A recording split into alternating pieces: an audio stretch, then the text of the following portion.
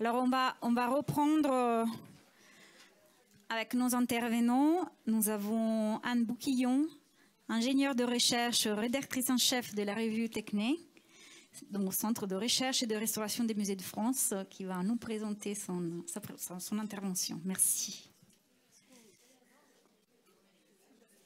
Avant de commencer la présentation de la revue Techné, je voulais remercier du fond du cœur l'invitation que m'ont faite tous les organisateurs et puis le département conservation préventive du C2RMF pour parler d'une revue qui me tient particulièrement à cœur et qu'il est important de faire connaître parce que c'est aussi ça doit être également votre revue.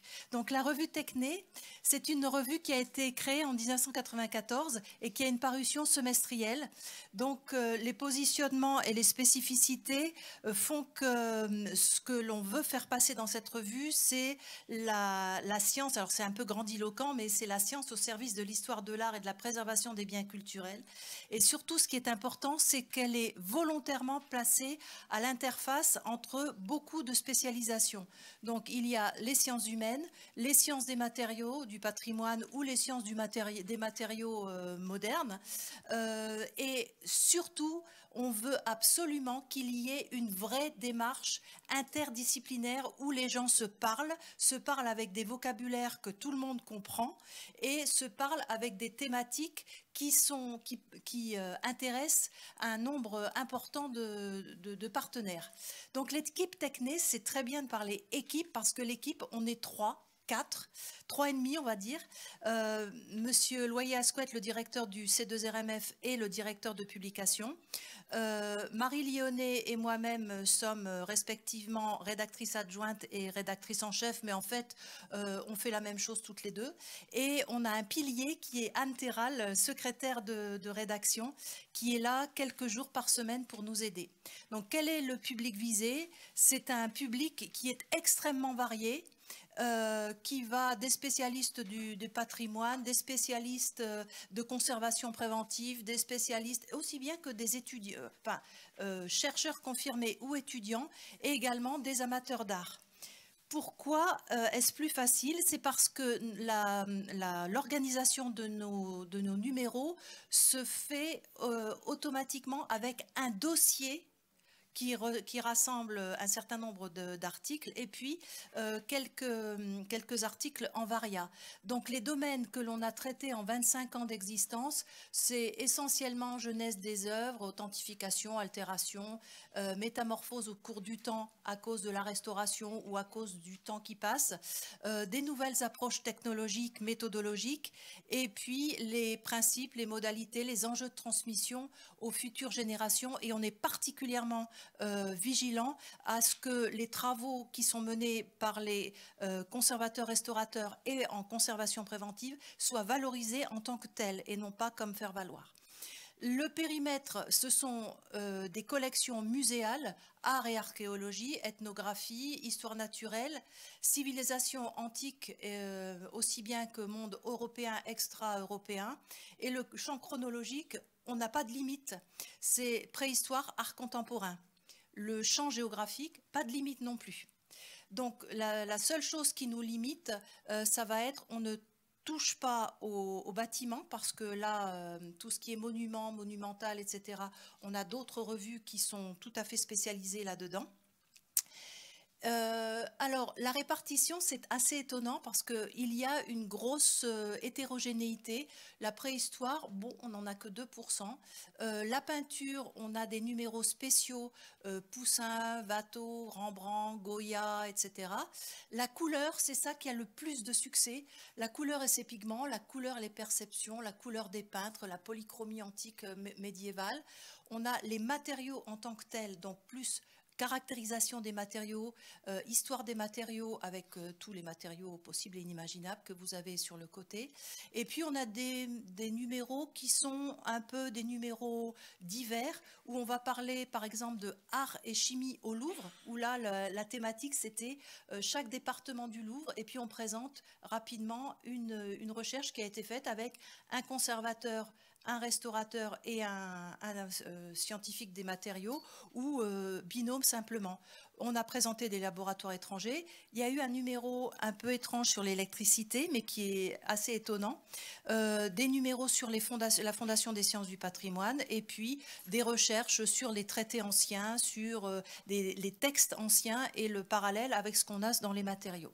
Et puis ce qui vous concerne plus spécifiquement ici, la conservation, on a de l'analyse à la conservation, un numéro spécial sur le quai Branly, l'histoire de la conservation et toute une série de numéros concernant science et conservation. Mais bien sûr, là j'ai décidé de travailler avec cette déclinaison, mais bien sûr on peut travailler sur plein d'autres déclinaisons. Alors, jusqu'à présent, et ça c'était notre désespoir, il n'y a eu qu'un seul numéro qui a été entièrement focalisé sur la conservation préventive. Et là, vous voyez, c'est le numéro, c'est un numéro qui a plus de 10 ans maintenant, le numéro 34, et vous avez sur le côté tout le sommaire de ce numéro. Et donc là, il était essentiel maintenant que vous vous remettiez au travail quand même, parce que c'est effectivement une thématique qui est totalement dans l'air du temps, qui est essentielle. Les recherches qui ont été faites depuis 20 ans sont extraordinaires, et donc il faut que vous les fassiez découvrir au plus grand nombre. Alors Jocelyn, que je remercie particulièrement, il faut dire qu'on partage le bureau, donc voilà. Jocelyn a fait un gros travail de recension des articles qui étaient dans tous les numéros et qui pouvaient intéresser de près ou de loin vos spécialités. Donc, il vous a envoyé, je crois, un document hier où il y a les 150 ou 120 ou 150 articles. Et donc, vous voyez, sont disponibles en libre accès sur journal.openedition.org.tecne tous les numéros qui sont postérieurs au numéro 36. Et chaque année, on met en ligne de plus en plus de numéros, mais bon, il faut le financement. Donc normalement, le numéro 34 devrait être en ligne l'année prochaine. Un certain nombre de numéros sont épuisés. Notamment les 21, 23, 25 pour lesquels il y a beaucoup d'articles qui vous concernent, mais sont les numéros sciences et conservation. Et à ce moment-là, vous pouvez vous retourner vers les bibliothécaires ou nous envoyer un message à c2rmftechne@culture.gouv.fr pour qu'on puisse vous les faire parvenir ou voir comment on peut vous aider. Et les numéros plus anciens qui ne sont pas épuisés, vous pouvez les acheter chez le libraire, au comptoir des presses universitaires. Et il faut savoir aussi que pour les numéros les plus anciens, les tout premiers, on a un projet d'une numérisation sur Percé plus tard, quand on aura aussi le financement pour le faire. Et donc là, le futur, et pourquoi je suis là, c'est qu'il doit y avoir un nouveau numéro qui est dédié à la conservation préventive et au développement durable, qui sera en 2025-2026. Ça, il faut encore qu'on discute avec les différents intervenants. Comment ça va se passer ? Eh bien, la première phase, c'est la définition du ou des pilotes qui vont coordonner le dossier thématique. Et un appel à contribution sera fait avec une demande de résumé et de mots-clés. Une fois que résumé et mots-clés sont envoyés par ceux qui seront intéressés par la thématique, la seconde phase, il y a une évaluation, un choix des contributions retenues et l'envoi d'une lettre de commande aux auteurs. Ça, c'est si vous voulez prendre part au dossier thématique. Mais on adorerait que vous nous envoyiez également hors dossier, au fur et à mesure de vos recherches ou de vos découvertes, au fil de l'eau. Là, ça n'est pas obligé de répondre à un appel d'offres. Au fil de l'eau, dans chaque numéro, il y a des numéros varia qui sont plus des numéros d'actualité, qui sont hors dossier. Et là, vous nous envoyez l'article rédigé. Et il va suivre le processus dont je vais vous parler tout à l'heure. Comment on publie dans Tecne ? Eh bien, dans Tecne, il y a plusieurs articles. Soit il s'agit d'articles de fond, des articles de synthèse. Et à ce moment-là, on peut aller jusqu'à 30 000 signes, jusqu'à 10 illustrations. des articles plus focalisés sur telle ou telle expérience, plus là dans l'actualité, où on a 10 000 à 15 000 signes et 6 illustrations, et on peut même faire des encarts. Vous mettez en route un nouveau protocole, ça peut être un encart sur une page ou sur 2 pages. Et on est européen, français, anglais, italien, allemand, espagnol, vous pouvez rédiger dans votre langue d'origine ou dans votre langue de prédilection. Donc, Tecné n'est pas la revue du C2, n'est plus la revue du C2RMF. Bien sûr, elle est hébergée et financée en partie par le C2RMF, mais c'est une revue qui a vocation, et là on est en train de monter en revue de rang A, c'est-à-dire revue référencée. Et donc, il y a toute une série d'instructions aux auteurs et de critères de sélection que vous pouvez trouver sur le site du C2RMF. Et vous voyez comment on soumet les articles et à qui on les soumet. Une fois que l'article est accepté, enfin est reçu, il y a un processus éditorial qui quelquefois rebute, parce que comme on est une revue qui a vocation à devenir une revue de référence, eh bien tous les articles doivent être évalués par les pairs. Et comme on est un tout petit milieu, eh bien, on a choisi d'anonymiser aussi bien les articles que le nom des reviewers. Pourquoi anonymiser les articles? Parce que soit c'est le copinage, soit c'est « ah non, celui-là, je ne veux pas en entendre parler ». Donc, le fait que ce soit anonyme, eh bien, ça rend la lecture plus objective.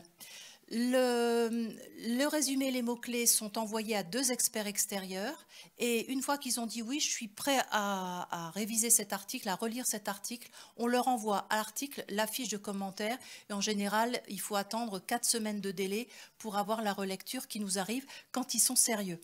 Sinon, on les harcèle. Nous arrivons en dernier pour travailler plus sur la syntaxe, sur la longueur, sur la qualité des images, etc. Et une fois l'article repris par les auteurs, sauf si on a eu un refus des deux référés, eh bien, il y a reprise, relecture par les experts si nécessaire, par la rédaction obligatoirement, et on passe en phase d'édition. En général, il faut attendre entre le moment où on dépose l'article et le moment où il y a publication, 18 mois maximum. Et ce que je veux dire, et ce qui est important aussi que vous sachiez, c'est que les auteurs restent propriétaires de leur texte. C'est-à-dire que si vous voulez republier votre texte dans une autre revue, vous pouvez, il y a des revues qui refusent, qui demandent l'exclusivité. Nous, non. Une seule chose, c'est qu'on demande de mentionner que cet article a fait l'objet en tout ou partie d'une publication dans le Tecné numéro tant de telle année. Il n'y a pas de droit à payer. Maintenant, vous avez dû voir ce qu'on appelle les revues un peu prédatrices, où ils demandent non seulement vous donner votre texte, mais en plus vous payez pour être publié. Nous, c'est gratuit. Voilà. Pour le moment, je dis bien pour le moment, on a un embargo d'1 année avant la publication en ligne. C'est-à-dire que pendant 1 an, vous pouvez envoyer le résumé, etc., mais les articles ne seront pas en open édition. Alors, je dis pour le moment parce qu'avec les lois sciences ouvertes, on sera peut-être obligé de passer directement à la mise en ligne. Mais là, va se poser le problème parce que nos articles sont à la fois en format papier et en format électronique. Bon, il faut quand même qu'on puisse vendre nos formats papier. Chaque article possède un DOI, c'est-à-dire que vous allez pouvoir, si vous avez besoin d'une liste bibliographique, etc., il est référencé cet article. Alors j'espère que je vous ai donné envie de publier. On a besoin de vous pour vivre. C'est une revue qui est pour vous. C'est une revue qu'on essaye de faire bouger. On est extrêmement vigilant. Vous verrez, j'ai mis 2 numéros qui sont sur la petite table là. Vous verrez la qualité sur laquelle on est extrêmement vigilant, la qualité du papier, la qualité, etc.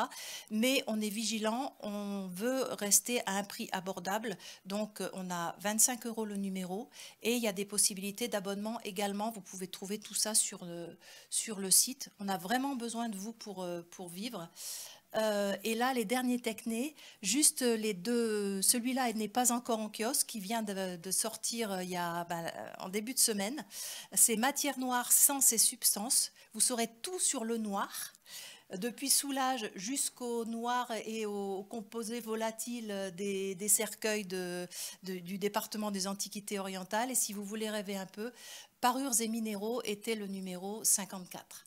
Donc je vous remercie vraiment beaucoup pour votre écoute et puis j'espère que je vous aurai donné envie de venir chez nous pour travailler.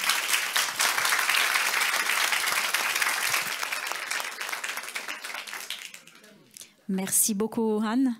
Et on passe la parole maintenant à Marine Zelvert, conservatrice du patrimoine et responsable de la filière archives et documentation au CE2RMF. Donc, bonjour, merci beaucoup pour cette invitation. Merci donc de m'avoir invité à présenter une partie des ressources de notre centre de documentation. Et cette intervention est un peu conçue comme la suite de celle que vous avez eue dans la précédente édition sur la bibliothèque. Donc là, vous avez le pendant sur la documentation. Pour commencer, donc, je voulais rappeler que l'une des missions du CE2RMF, conformément à son arrêté de création, c'est de constituer et de conserver une documentation sur les matériaux, les techniques et la restauration des œuvres des musées. Et la conservation préventive est bien sûr l'un des axes de cette politique documentaire. Ma présentation va se concentrer sur la documentation vivante, c'est-à-dire les dossiers qui sont alimentés sans limite de temps, par opposition aux dossiers qui, une fois clos, auront vocation à rejoindre les archives nationales. Donc je ne vais pas évoquer les archives historiques, ni par exemple les dossiers qui sont issus des programmes d'études du département de la conservation préventive. Alors, quelle documentation en conservation préventive? Pour répondre à cette question, il y a deux approches possibles, une entrée par les œuvres et une entrée par les musées. Donc cette diapositive concerne plutôt l'entrée par les œuvres, et donc là on s'intéresse au dossier d'œuvres et à la base de données Eros. Le CE2RMF constitue et conserve donc une très riche documentation sur les œuvres qui lui sont confiées pour analyse ou pour restauration. Nous avons ainsi 78 000 dossiers d'œuvres qui sont alimentés à la fois sous forme papier et sous forme numérique dans cette fameuse base de données Eros. Il faut savoir que les deux ne se recoupent pas entièrement, donc il peut être intéressant de consulter les deux collections. Les problématiques de conservation préventive sont fréquemment représentées, notamment dans les dossiers de restauration. En effet, ceci inclut parfois des constats d'état, des rapports d'études avant intervention, des rapports d'intervention en conservation préventive, par exemple des opérations d'anoxie pour des insectisations, des précisions sur les mesures qui vont être prises dans le cadre d'une restauration, comme par exemple la pose de protection, ou bien des préconisations de conservation préventive à l'issue d'une intervention de restauration. Donc ici, un petit exemple qui concerne le musée Giraudet, qui avait donc été touché par un sinistre à la suite de la crue du Loing en 2019. Et donc vous voyez ici un rapport d'anoxie qui a été rédigé par Jocelyn. J'ai bien choisi mon exemple. Un autre type de document que l'on peut trouver, ça concerne cette fois un rapport de restauration d'une statue d'Osiris qui est conservée au musée des Beaux-Arts et d'Archéologie de Besançon. Donc il y a eu une restauration en 2010 dans le cadre en préalable à une exposition. Et donc le rapport d'intervention de la restauratrice incluait des préconisations assez développées en matière de soclage, de transport et de conservation de l'œuvre. Donc ces dossiers d'œuvres, comme vous le voyez à partir de ces deux exemples, peuvent être ponctuellement très précieux pour un chercheur en conservation préventive. Néanmoins, il faut savoir qu'ils ne permettent qu'une approche en quelque sorte micro au niveau de l'œuvre et qu'ils ne reflètent qu'une part minime de l'action du département de la conservation préventive. C'est pourquoi l'autre entrée qui est très intéressante, c'est une entrée par les musées. Et là, c'est ce qu'on appelle en interne le fonds géographique. Donc, pour rappel, l'une des missions du département de la conservation préventive consiste à conseiller les musées de France, soit à distance, soit en effectuant des missions sur place. Et ces missions, donc elles sont extrêmement diverses. Elles peuvent concerner des interventions limitées sur un problème précis. Ça peut être un accident climatique, une infestation, une problématique de transport. Ou alors, ces interventions peuvent relever d'un accompagnement de plus longue durée sur des projets d'envergure, comme la rénovation d'un musée, la création de réserves mutualisées, etc. Et tous les documents qui sont produits dans ce cadre sont versés dans ce fameux fonds géographique. Celui-ci a rejoint la documentation fin 2022, grâce au concours de Jocelyn, que je remercie vivement. On a passé un très bon moment pendant les vacances de Noël à préparer le versement du fonds. Et voilà, il est aujourd'hui du coup disponible pour les chercheurs. Ce fonds géographique conservation préventive est organisé par ville, puis par musée. Et à l'intérieur de chaque dossier de musée, vous allez trouver tous les documents qui seront classés par ordre chronologique. L'ensemble représente environ 15 mètres linéaires et couvre la période de 99 à aujourd'hui. Et ce qui est intéressant, c'est que cela concerne tout le territoire national, y compris l'outre-mer. Alors, je vous ai fait un petit rappel voilà, des contextes administratifs, des thématiques et des typologies, simplement pour que vous voyez que c'est extrêmement varié. Voilà, pour le dire très rapidement, des évaluations de situation, des aides à la rédaction du plan de conservation, des conseils sur des thématiques ciblées, l'assistance à la rédaction de cahiers des charges, des avis sur le volet conservation préventive des PSC, etc., etc. Les thématiques, les infestations, le mobilier, les récollements, le stockage, les vitrines, la lumière, les polluants, toutes les thématiques très diverses qui sont traitées par le département conservation préventive. Et enfin, en ce qui concerne les typologies, donc le document majeur de ce fonds, ça va être les rapports de mission. Mais parfois, ces rapports peuvent être entourés de correspondances, d'éléments de cahier des charges, de notes, de comptes rendus de réunion qui documentent vraiment le processus et les échanges entre le département et les musées. Les axes de recherche rendus possibles par ce fonds sont assez multiples. Le chercheur peut effectuer une recherche thématique sur un thème, par exemple l'aménagement des vitrines ou autre. C'est possible grâce à des thésaurus. Ça peut être aussi une recherche par musée, une recherche plus historique, si l'on s'intéresse à l'évolution des connaissances ou l'évolution des pratiques, et éventuellement une recherche aussi géographique en combinant les dossiers de musées qui pourraient être exposés à des conditions similaires, par exemple le climat tropical, la proximité d'un fleuve, etc. C'est un fonds qui peut donc intéresser des professionnels de la conservation préventive, des conservateurs de musées, des étudiants en conservation préventive et probablement encore beaucoup d'autres profils. Voilà, très rapidement un exemple. Donc ici, on se trouve au musée Mayen de Dijon. Et donc, on voit tous les types de rapports qui peuvent être produits. L'aménagement d'une réserve, l'évaluation globale de la problématique en conservation préventive, un conseil pour un renouvellement d'éclairage, un bilan sur la gestion de la lumière dans les espaces d'exposition, une étude sur l'effet des tentures murales exposées sur l'environnement muséal et également un avis sur l'avant-projet définitif concernant l'aménagement de 3 salles d'exposition. D'un point de vue très pratique, comment consulter cette documentation ? Il faut savoir que ces documents ont le statut d'archives publiques, donc elles sont accessibles aux chercheurs en application du Code du patrimoine et du Code des relations entre le public et l'administration. C'est-à-dire que dès lors que les dossiers sont clos, ces archives sont librement communicables à tous, sans qu'il soit besoin de justifier soit d'un quelconque titre ou d'un projet de recherche, par exemple. Seuls quelques documents qui contiennent des informations protégées par la loi ne peuvent pas être communiqués immédiatement. En matière de conservation préventive, on a principalement 2 types de délais qui sont susceptibles de s'appliquer. Un délai de 25 ans pour les documents qui contiennent des informations relevant du secret des affaires, donc des procédés innovants, les prix qui peuvent être pratiqués par des sociétés, par exemple. Et un délai de 50 ans assez évident pour les documents qui contiennent des informations qui pourraient nuire à la sécurité des collections publiques. Donc bien sûr, on ne va pas communiquer les plans des réserves ou les dispositifs de sécurité dans les vitrines ou dans les salles. Néanmoins, pour une recherche scientifique, ces documents peuvent être consultés par dérogation sur autorisation du service interministériel des Archives de France. Sur le plan pratique, donc les dossiers d'œuvres, le fonds géographique et la base de données EROS sont consultables ici au centre de documentation. L'accès se fait uniquement sur rendez-vous. Et en complément, vous trouverez sur la petite table à l'entrée des marque-pages qui sont à votre disposition, sur lesquels il y a vraiment toutes les informations pratiques. Pour information très rapidement, ces fonds sont aujourd'hui conservés de façon externalisée au fort de Saint-Cyr. Donc il y a un petit délai d'acheminement dû à la navette. Donc n'hésitez pas à nous contacter bien en amont si vous voulez être sûr de ne pas vous déplacer pour rien. Et enfin, j'ajoute que les documents qui existent au format numérique peuvent vous être envoyés par mail et que si les documents n'existent pas au format numérique, mais que vous les avez bien identifiés et qu'ils vous intéressent, nous avons un service de numérisation à la demande et donc nous numérisons pour vous et nous envoyons les documents et ensuite nous les versons dans notre base de données, ce qui permet de mutualiser et de partager avec tous les chercheurs intéressés nos travaux. Alors, comment se repère-t-on dans nos fonds? Donc, grâce à des instruments de recherche qui sont plus ou moins précis.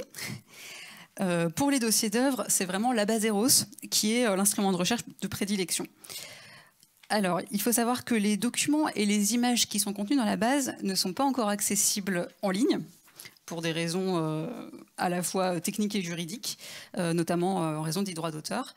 Cependant, depuis le printemps dernier, nous avons publié en open data sur Data Culture, donc une interface du ministère de la Culture, l'intégralité des notices d'Eros. Ce qui signifie qu'en fait, vous avez une sorte de catalogue intégral de toutes nos données des dossiers d'œuvres qui est accessible en open data.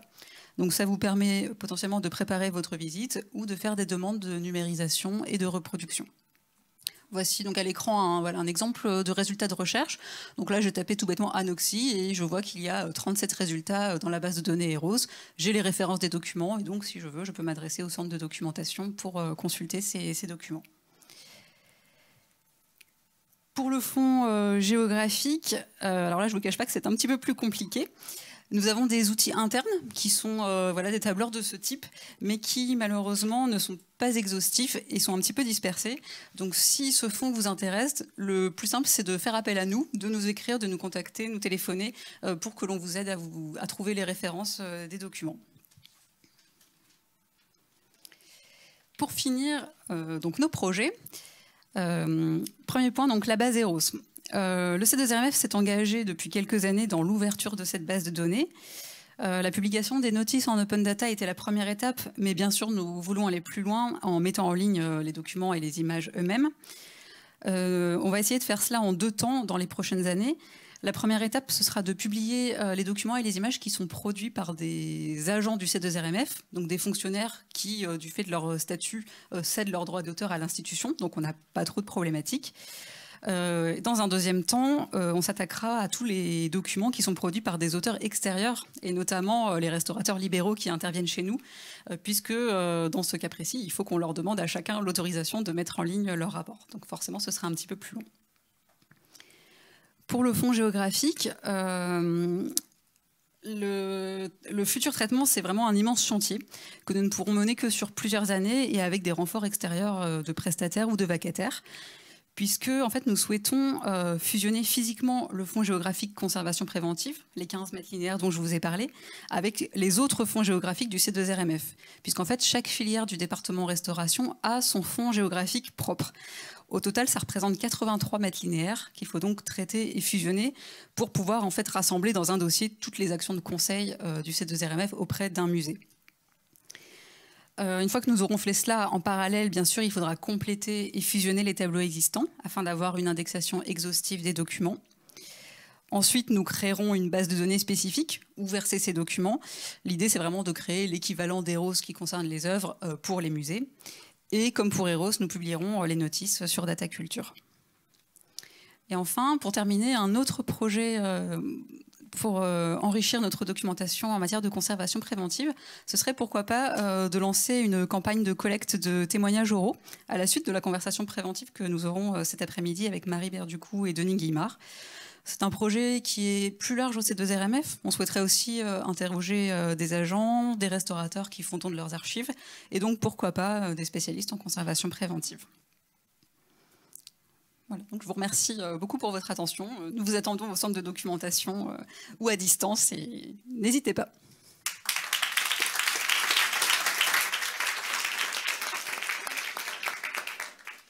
Merci beaucoup Marine. Maintenant, nous allons écouter l'intervention en binôme de Maroussa Duranton, ingénieure d'études en recherche appliquée et assistance conseil en conservation préventive, et Jocelyn Peria, au C2RMF, chargé d'études documentaires. Que vous m'entendez? Oui, ça marche. Bon, bonjour à tous. On est ravis avec Jocelyn de vous présenter cette nouvelle édition des actualités de la recherche et des productions au sein du département. Donc, comme vous le savez déjà...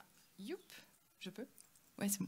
Comme vous le savez déjà sûrement, parmi les missions au sein du département, les membres de l'équipe essayent de piloter ou participer à des projets de recherche, et puis ils s'activent aussi, ils s'appliquent s'active, n'importe quoi. Il s'applique aussi à diffuser une documentation sous la forme de fiches pratiques, une documentation qu'elle soit technique ou méthodologique.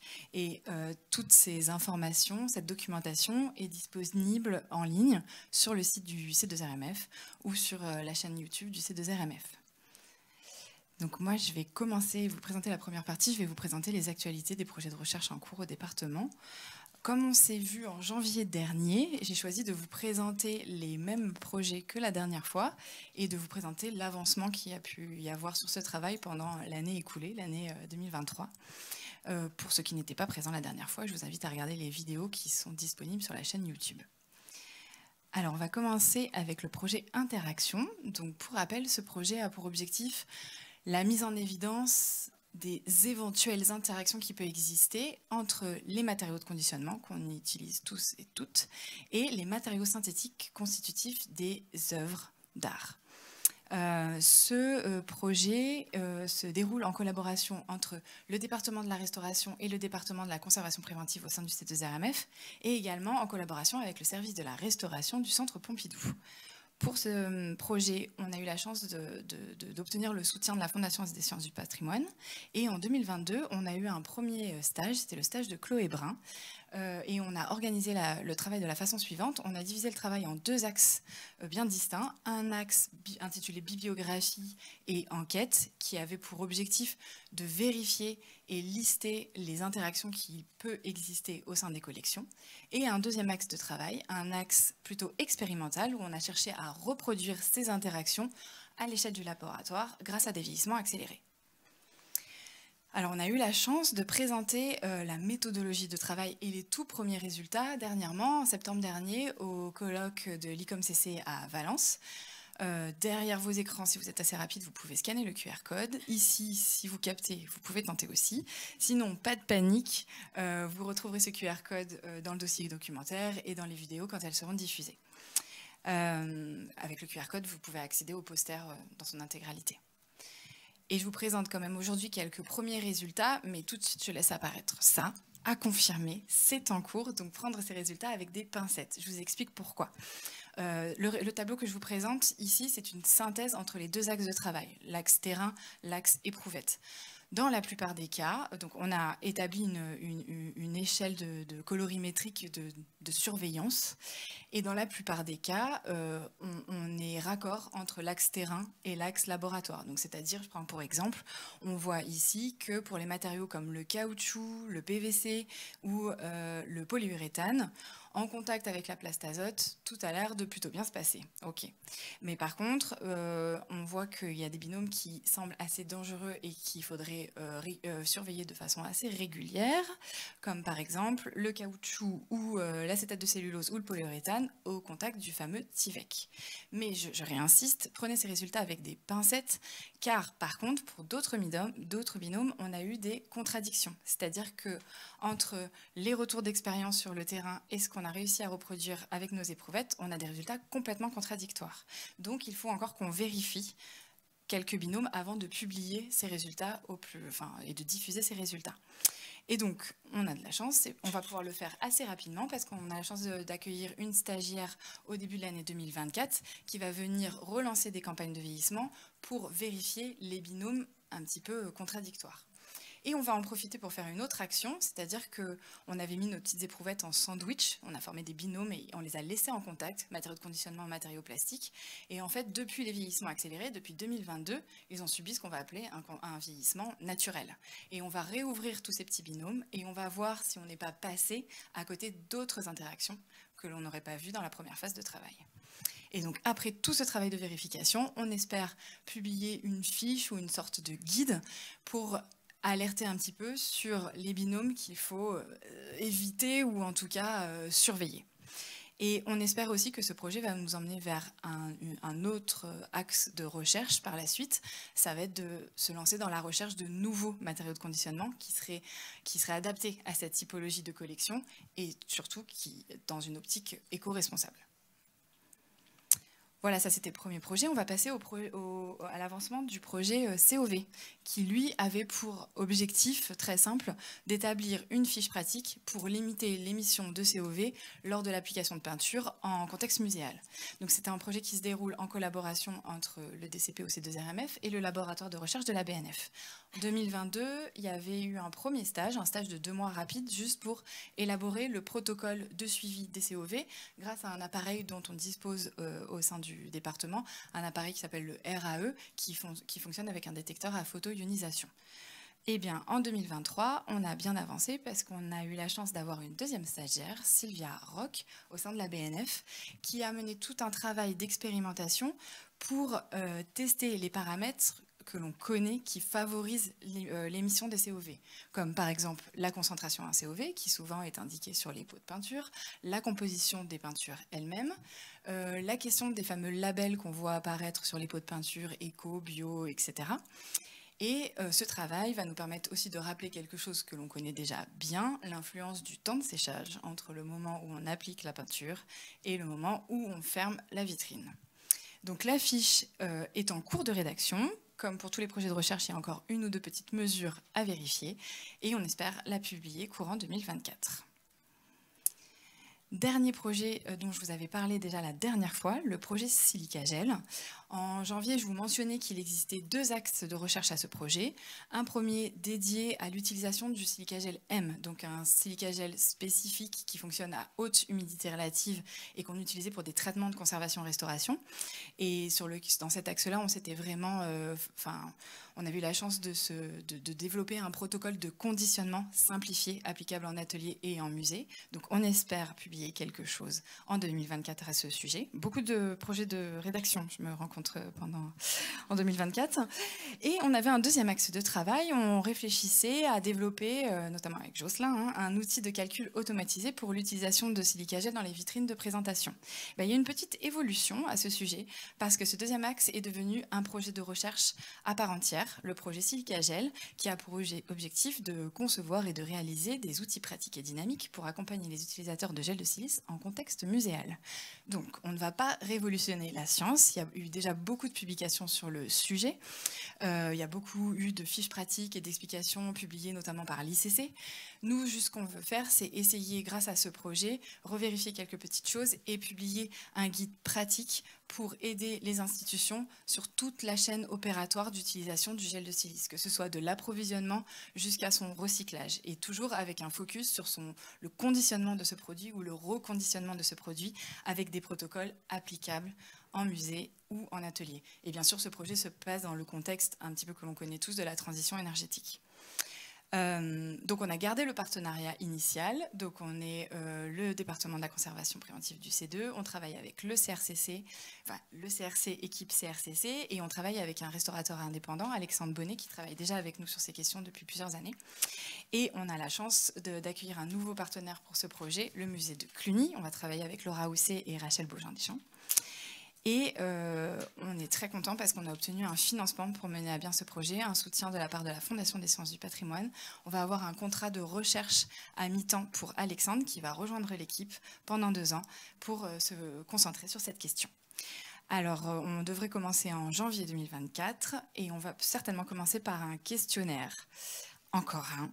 Mais cette fois-ci, on voudrait l'envoyer au plus grand nombre et vérifier que ce qu'on a défini dans ce projet va bien répondre aux questions que vous vous posez sur le terrain. Donc, surveillez vos boîtes mail. Promis, il ne durera pas plus de 5 minutes. Mais si vous pouvez y répondre, ça nous aidera à rendre ce projet le plus participatif possible. Et dernière slide, avant de passer la parole à Jocelyn, je voulais juste vous mentionner 2 autres projets qu'on coordonne actuellement. Le projet sur le cycle de l'eau qui vous a été présenté par Romain ce matin et qui est aussi co-encadré par le groupe d'action en éco-conservation, le GECO. Et je voulais vous parler d'un deuxième projet. Le projet, ça va cartonner. On est content parce qu'on a réussi à monter une collaboration entre le musée du Quai Branly, le C2RMF et des entreprises de transport d'art, LP Art et Chenu. Le GECO est partenaire aussi de ce projet et l'objectif, c'est d'évaluer les possibilités d'utilisation du carton pour le transport et le stockage. Alors bien sûr, ça va dépendre de tout un tas de paramètres qu'on va essayer d'évaluer. On va essayer de poser des scénarios, essayer de vérifier les cahiers des charges. Je ne vous en dis pas plus pour le moment. On a demandé un financement, on est en attente et on souhaite, et on a créé ce projet pour qu'il soit également très très participatif, donc on reviendra très prochainement vers vous pour discuter de ce projet. Voilà, je m'arrête là et je passe la parole à Jocelyn.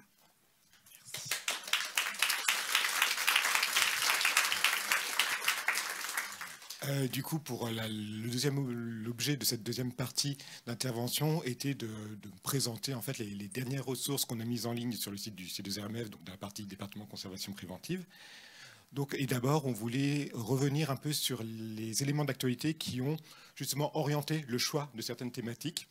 Donc, bien évidemment, des grands contenus, enfin beaucoup de contenus thématiques en lien avec le climat, ça impulsé par les dernières injonctions gouvernementales en lien avec la transition écologique et par rapport aux problématiques que se posent les institutions publiques sur leurs pratiques en lien avec la gestion du climat. Donc quelque chose d'assez effectivement de très proche dans le temps. Également, on a aussi développé des contenus thématiques en lien avec les infestations, les insectes et les micro-organismes, donc les contaminations, parce que là, c'était plutôt par des demandes vraiment il y a vraiment eu un accroissement des demandes ces derniers mois, enfin, entre printemps et l'été, qu'on a reçu au sein du DCP, du département de la conservation préventive, et qui n'est probablement pas décorrélé avec le réchauffement climatique. Donc beaucoup de ces demandes ont favorisé justement des nouvelles productions. Également des contenus thématiques relatifs au plan de sauvegarde des biens culturels. Alors là, ce n'est pas forcément une nouveauté, mais c'est en fait en lien avec tout ce qui a été développé depuis 2019, notamment par pilote Marie Courcelot sur les ateliers régionaux consacrés au PSBC. Du coup, là, on a continué cette lancée-là avec de nouvelles ressources. Et dernière ressource thématique en lien avec cette fois la gestion des collections, puisqu'au sein du département de la conservation préventive, on reçoit beaucoup d'avis et de relectures d'avis on doit émettre un avis sur les PSC qui nous sont remis. Donc, et au sein de ces PSC, il y a toujours une partie liée à la conservation préventive, donc on est amené à relire. Et du coup, c'est pour ça qu'aussi on a voulu proposer des nouvelles ressources pour aider et pour accompagner la rédaction de ces PSC. Donc, sur la thématique du climat, première ressource, c'est une série de fiches dédiées aux capteurs climatiques, des capteurs qui enregistrent.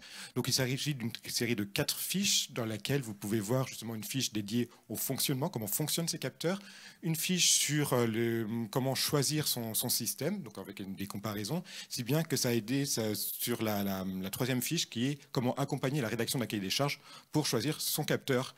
Et c'est bien que la quatrième fiche est dédiée à l'utilisation à proprement parler des capteurs. Donc là, vous avez une vue des fiches avec des schémas, vous voyez sur la partie droite de l'écran, des schémas, des arbres décisionnels, des tableaux qui permettent justement d'accompagner en fait votre lecture. Deuxième fiche, donc deuxième ressource, c'est une fiche cette fois, donc toujours sur le climat, mais cette fois liée aux déshumidificateurs, puisque la fiche précédente ou les séries de fiches précédentes étaient plutôt sur la mesure du climat. Là, on est sur la régulation du climat. Et il s'agit là d'une fiche qui a été coécrite avec Tifong Nguyen du service interministériel des Archives de France. Donc, on remercie chaleureusement pour sa contribution à cet article et à cette fiche, fiche illustrée, fiche avec des tableaux justement pour énoncer les différents critères pour choisir son déshumidificateur mobile. Donc là, on a abordé comme ressource des fiches. Donc troisième ressource, cette fois, on bascule vers les applications. On avait déjà évoqué au moment de la première édition l'application Climatrice avec un module synthétique pour avoir un rapport automatisé synthétique d'un bilan climatique. Depuis le début de l'année, donc on a rajouté 4 nouveaux modules. Un module comparatif qui permet de comparer jusqu'à 30 espaces. C'est ce que vous voyez à la gauche de l'écran. Sous la forme d'un tableau, vous pouvez voir quels sont les espaces les plus stables qui apparaissent en vert, les moins stables en rouge. Du coup, comme ça, on peut faire une comparaison entre les différents espaces climatiques. Un module MP pour module prévision qui permet de voir comment réagira l'humidité relative si on change la température de quelques degrés en hausse ou en baisse et de voir éventuellement d'anticiper les évolutions de l'hygrométrie. Module 16, donc le M16 pour module saisonnier.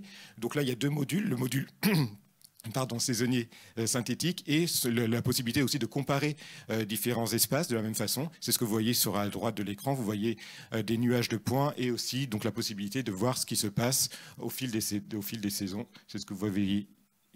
C'est ce que vous voyez Ici, donc on a de l'hiver jusqu'à l'automne. Comme ça, on peut voir en fonction de la saison, savoir ce qui se passe, quel est le comportement de la température ou ici de l'hygrométrie au sein de nos espaces. Ce qui a valu la rédaction d'un article dans la lettre de l'OCIM en 2023, donc consultable et que vous pouvez consulter. Quatrième ressource en lien avec le climat, cette fois on change encore de type de ressources, il s'agit cette fois de vidéos. Donc là on retrouve Typhon Nguyen, puisque là il y a eu un partenariat entre le C2RMF, donc le département de la conservation préventive, et le service interministériel des archives de France. Donc Marie Courcelot pour le C2RMF et Typhon Nguyen pour le CIAF ont fait justement collaboré sur la proposition de ces vidéos. Donc là une vidéo que vous pouvez donc visionner sur les bâtiments anciens. Et donc on va voir d'autres vidéos juste après sur les différentes thématiques. Puisque là, on va basculer sur la thématique des infestations et des contaminations. Première ressource concernant les insectes, vous pouvez retrouver ce tableau comparatif des différents types de désinsectisation et qui passe au crible 7 types de désinsectisation, 7 types d'actions, et que vous pouvez comparer quelles sont les collections qui peuvent s'y adapter, quels sont les modes opératoires, bref, un tableau qui se voulait synthétique. Là, pour la deuxième ressource pour cette thématique infestation-contamination, là on est plutôt sur les moisissures, puisqu'on a publié cette fiche-là qui concerne les actions à mettre en place de façon urgente, si jamais on constate des micro-organismes au sein de nos collections. Troisième ressource pour les infestations-contamination, on retrouve nos fameuses vidéos issues de ce fameux partenariat C2RMF et SIAF. Il s'agit là d'une vidéo sur les dégâts que produisent les insectes. On va cette fois aller dans la thème du plan de sauvegarde des biens culturels, donc de la même façon, 3 nouvelles ressources. Alors, nouvelles, on avait déjà évoqué à la première édition le fameux manuel PSBC que vous avez entre les mains, puisqu'il s'agissait là au moment où on a parlé à la première édition, il venait de sortir, donc là on le réénonce pour 2023. Il s'agit donc d'un manuel qui est donc téléchargeable en ligne et qui recense les 6 étapes nécessaires pour formaliser un PSBC. Et en fait, ce manuel, la trame de ces 6 étapes ont permis justement de développer ce webinaire PSBC auquel certains ont pu assister, puisque là, on a, depuis 2023, depuis le début de l'année, eu déjà 4 séances parmi les 6 séances. Donc la première séance dédiée à la collecte des informations, la deuxième séance dédiée à la priorisation des collections, une sur la façon de choisir de façon adaptée notre espace de repli ou de traitement et quels sont les moyens matériels qu'on doit développer, qu'on doit acquérir dans le cadre d'une situation d'urgence. Et dernière ressource pour la partie plan de sauvegarde des biens culturels, 2 nouveaux articles en anglais, dont l'un est téléchargeable sur le site Proculteur. Quatrième thématique, celle de la gestion des collections. Donc là, par rapport aux avis qu'on est amené à donner sur les PSC, et ben du coup, il a été souhaitable de réaliser une fiche sur le plan de conservation préventive. Et il s'agit là d'une collaboration entre le service des musées de France, le C2RMF et Patricia Leclerc, qui est donc dans la salle, et qu'on remercie chaleureusement aussi pour sa contribution à la formalisation de cette fiche. Et vous pouvez voir que vous pouvez donc télécharger avec un tableau synthétique qui est une proposition de formalisation d'un PCP. Deuxième type de ressources concernant la gestion des collections, ce sont une série de fiches réflexes qu'on a réalisé pour guider sur le marquage des collections. Donc là, c'est vraiment le marquage des collections. Donc on l'a fait en interne, mais également on a sollicité 3 restaurateurs qu'on remercie également, qui sont Camille Alambic, Rémi Catillon et Sandra Leboucher, qui ont relu et qui ont contribué scientifiquement justement à la rédaction de ces fiches. Donc fiches, donc il y en a 4 actuellement téléchargeables, une sur quels sont les critères pour avoir un marquage adapté, une dédiée à l'aménagement d'un poste de marquage dans le cadre d'un chantier des collections par exemple, les 2 dernières fiches, une sur un arbre décisionnel pour choisir si on doit opter pour un marquage direct ou indirect, c'est ce que vous voyez à la partie droite de l'écran, et enfin une dernière fiche sur comment choisir la bonne localisation de son marquage direct, et là vous avez ici un extrait concernant le mobilier par exemple ou les sculptures, vous l'avez ici à l'écran. Dernière ressource sur cette gestion des collections, on retrouve nos vidéos. Donc toujours ces vidéos partenariat SIAF et C2RMF. Et cette fois, elles sont dédiées, ces 2 vidéos, parce qu'il y en a 2, sur le conditionnement de conservation. En guise de conclusion, Nous voulons dire effectivement, donc là vous avez vu donc une dizaine de ressources nouvelles depuis le début de l'année 2023. On continue à travailler sur d'autres ressources. Donc là vous avez un peu sur quoi on travaille actuellement. Donc d'ici la fin de l'année, les fiches, parce que la série de fiches sur le marquage, il y en a 4. On voudra en sortir 3 autres d'ici la fin de l'année sur comment réaliser son vernis, comment le poser, le mettre en œuvre, la mise en œuvre du marquage indirect et le marquage. Et la mise en œuvre du marquage aussi direct, et la dernière, ce sera le marquage indirect. On va poursuivre aussi et on clôturer d'ailleurs ce webinaire PSBC, puisque les 2 dernières séances vont se dérouler à la fin de l'année et au début de l'année 2024. La 5e séance sera dédiée à la constitution de la cellule de crise, donc vraiment les moyens humains, et vraiment la toute dernière séance sera comment réaliser son propre exercice incendie. Aussi, on souhaite aussi encore continuer, poursuivre ce travail sur la climatrice avec un nouveau module à mettre en place sur comment anticiper les altérations susceptibles de venir, ou celles qu'on suppose être, donc avec des tendances sur les altérations qui sont susceptibles de survenir sur les collections, et éventuellement le souhait aussi qui a été suggéré de traduire en fait au moins le module synthétique de façon à pouvoir avoir dans le cadre de Facility Report ou avec des échanges avec des musées prêteurs ou emprunteurs, pouvoir avoir une version en anglais de façon à faciliter les échanges lors de prêt de collection, par exemple. Et enfin, 2024, puisqu'on va intervenir avec Marussia tout à l'heure sur ce sujet des polluants gazeux, puisque actuellement, sur le site internet du C2RMF, cette rubrique-là est vide, on voudrait justement l'alimenter avec de nouvelles ressources, notamment des grilles, des outils et des nouvelles fiches. Et donc, c'est ce qu'avait parlé tout à l'heure Marussia, fiches interaction et fiches surveillées. Et voilà. Merci beaucoup pour votre attention.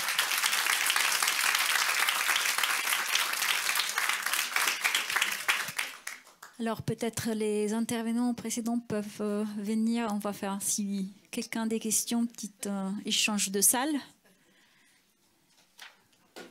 Merci. Et du coup, est-ce qu'il y a des questions de la part des participants en salle ou bien à distance aussi? Rien à distance. Pas de bras levés en salle non plus. Oui, Agnès.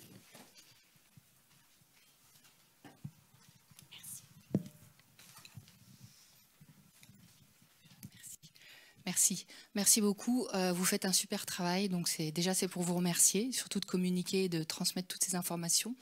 Et c'est juste une remarque, en fait, on avait échangé avec Marussia quand on était à l'ICOM-CC à Valence, par rapport à l'équivalent en Belgique, l'IRPA, un département de conservation préventive, et a aussi créé un département développement durable. C'était juste pour vous faire cette remarque parce que je pense qu'ils ont carrément créé 2 départements, la conservation préventive, développement durable ou écologie, ce que vous voulez, éco-responsabilité. Il y a beaucoup de points communs et je sais qu'on s'est posé la question. Moi, je trouverais ça complètement logique de rajouter ce terme à votre département. Je ne sais pas ce qu'en pense le C2RMF, mais de mettre cette étiquette dessus, puisqu'on en parle. Le sujet est déjà sorti plusieurs fois là, depuis le début de la journée. Donc c'était juste une idée que je lance, voir ce que vous en pensez.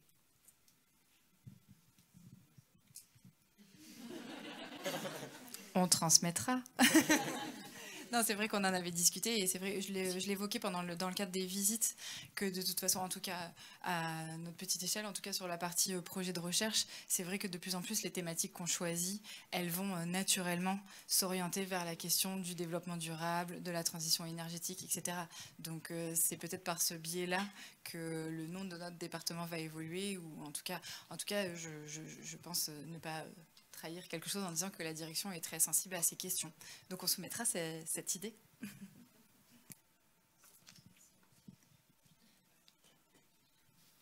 Je me permets aussi avec une autre casquette, parce que moi j'appartiens au département recherche, et pour dire que cette notion de développement durable, on pourrait le mettre pour chaque département. Le département recherche, parce que nous, sur les matériaux et en collaboration avec le département, avec le DCP, il y a des programmes qui sont développés. Avec la restauration, c'est pareil. Donc, c'est peut-être le C2RMF qui devrait s'appeler développement durable aussi.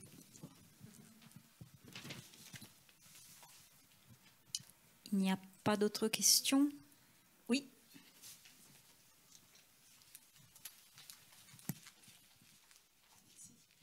Oui, c'est à propos des travaux que vous avez menés sur la compatibilité des matériaux de conditionnement et des matériaux synthétiques constitutifs des œuvres d'art.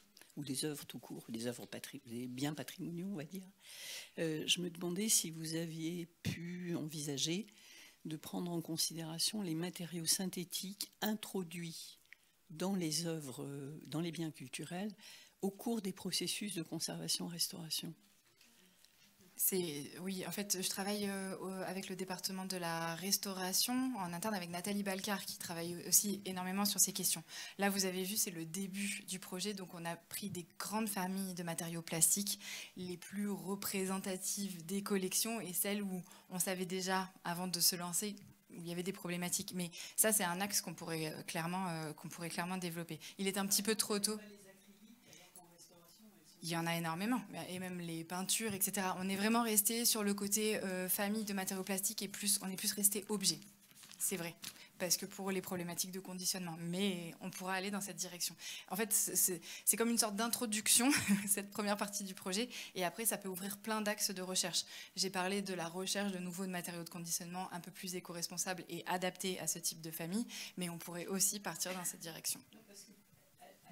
On peut se demander si l'introduction de matériaux synthétiques au cours d'un processus de restauration n'influe pas les résultats que vous avez pu observer et qui ne sont pas adéquats par rapport à ce que vous voyez sur des produits, entre guillemets, bien répertoriés et connus dans vos tests sur éprouvettes.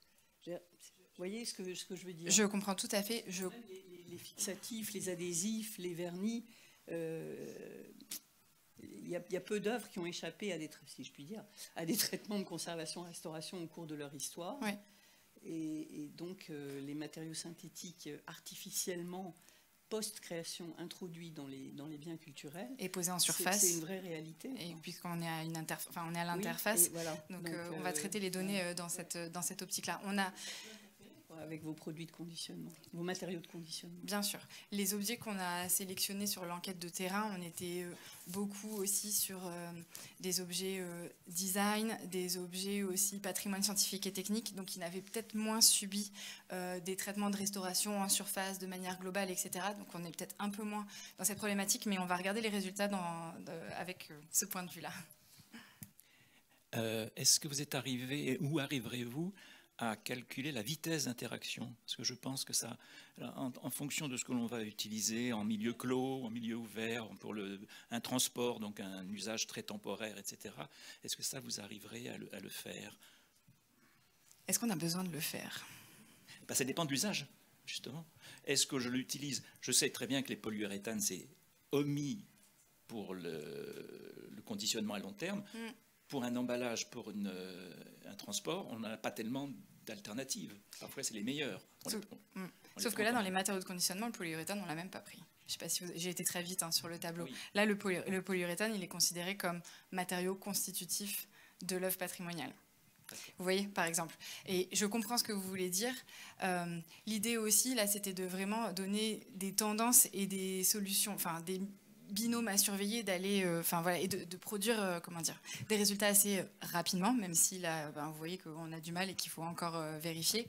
Ça peut être intéressant, mais c'est sûr que à partir du moment où on est dans le cas d'un transport, des binômes où on a mis une petite gommette rouge et on a dit à surveiller, pour un transport de 2 heures, on va pouvoir se l'autoriser. Vous voyez ce que je veux dire? Parce que si on est dans un camion plutôt climatisé, si on est dans une bonne caisse qui amortit, tout est une question de compromis de toute façon. C'est la base de notre. Vous le savez mieux que moi.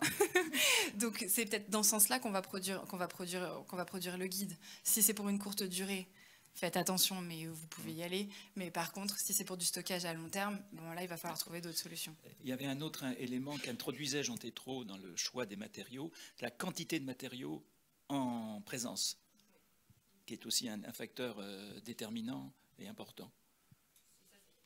Il va falloir aussi aller. Et dernière question, est-ce que vous allez vous diriger aussi vers la recherche de matériaux alternatifs, naturels, non synthétiques, etc. C'est la petite notion que je disais à la fin. Bien sûr, dans la recherche de nouveaux matériaux, maintenant, on ne peut pas faire autrement que d'aller vers des matériaux enfin voilà, moins pétro-sourcés, plus naturels. J'aime bien aussi parler de, mais je pense que je vais me faire taper sur les doigts, c'est pas la bonne formulation, mais les matériaux anciens de conditionnement. Comme la fibre de bois qui était très employée. Non, mais des choses qu'on utilisait avant, on a perdu un petit peu l'habitude et peut-être à l'heure actuelle, les retester, les réévaluer et voir s'ils ne pourraient pas re-rentrer dans notre domaine et si on ne peut pas les réutiliser. Et c'est un peu, en fait, c'est pas si simple que ça, cette question des matériaux de conditionnement. On ne savait pas trop par quel bout le prendre. Et le projet dont j'ai parlé, le projet Ça va cartonner, ça aussi, c'est notre petite introduction. On s'est dit, on va commencer par le matériau carton et on espère, avec le Gecko, et avec tout un tas de partenaires, et avec vous aussi, on espère que ça va devenir un petit peu arborescent et qu'on va pouvoir aussi aller tester d'autres axes, d'autres types de matériaux, etc. Voilà, parfois des effets bizarres comme les chips de maïs, qui était un régal pour les insectes et très appétant. Merci. D'autres questions pour la salle? Oui.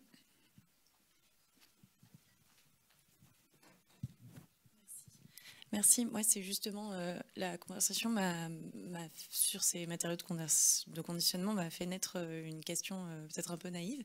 Mais comment, par quel biais, au-delà d'une simple adresse mail ou quoi, on pourrait vous faire remonter certaines choses parce qu'en fait, justement, quand on commence à considérer le temps, les situations dans lesquelles c'est utilisé, je pense que dans nos métiers, on est tous confrontés à plein de choses, à beaucoup de visites en réserve, à beaucoup en ce moment, les chantiers de déménagement, les choses comme ça.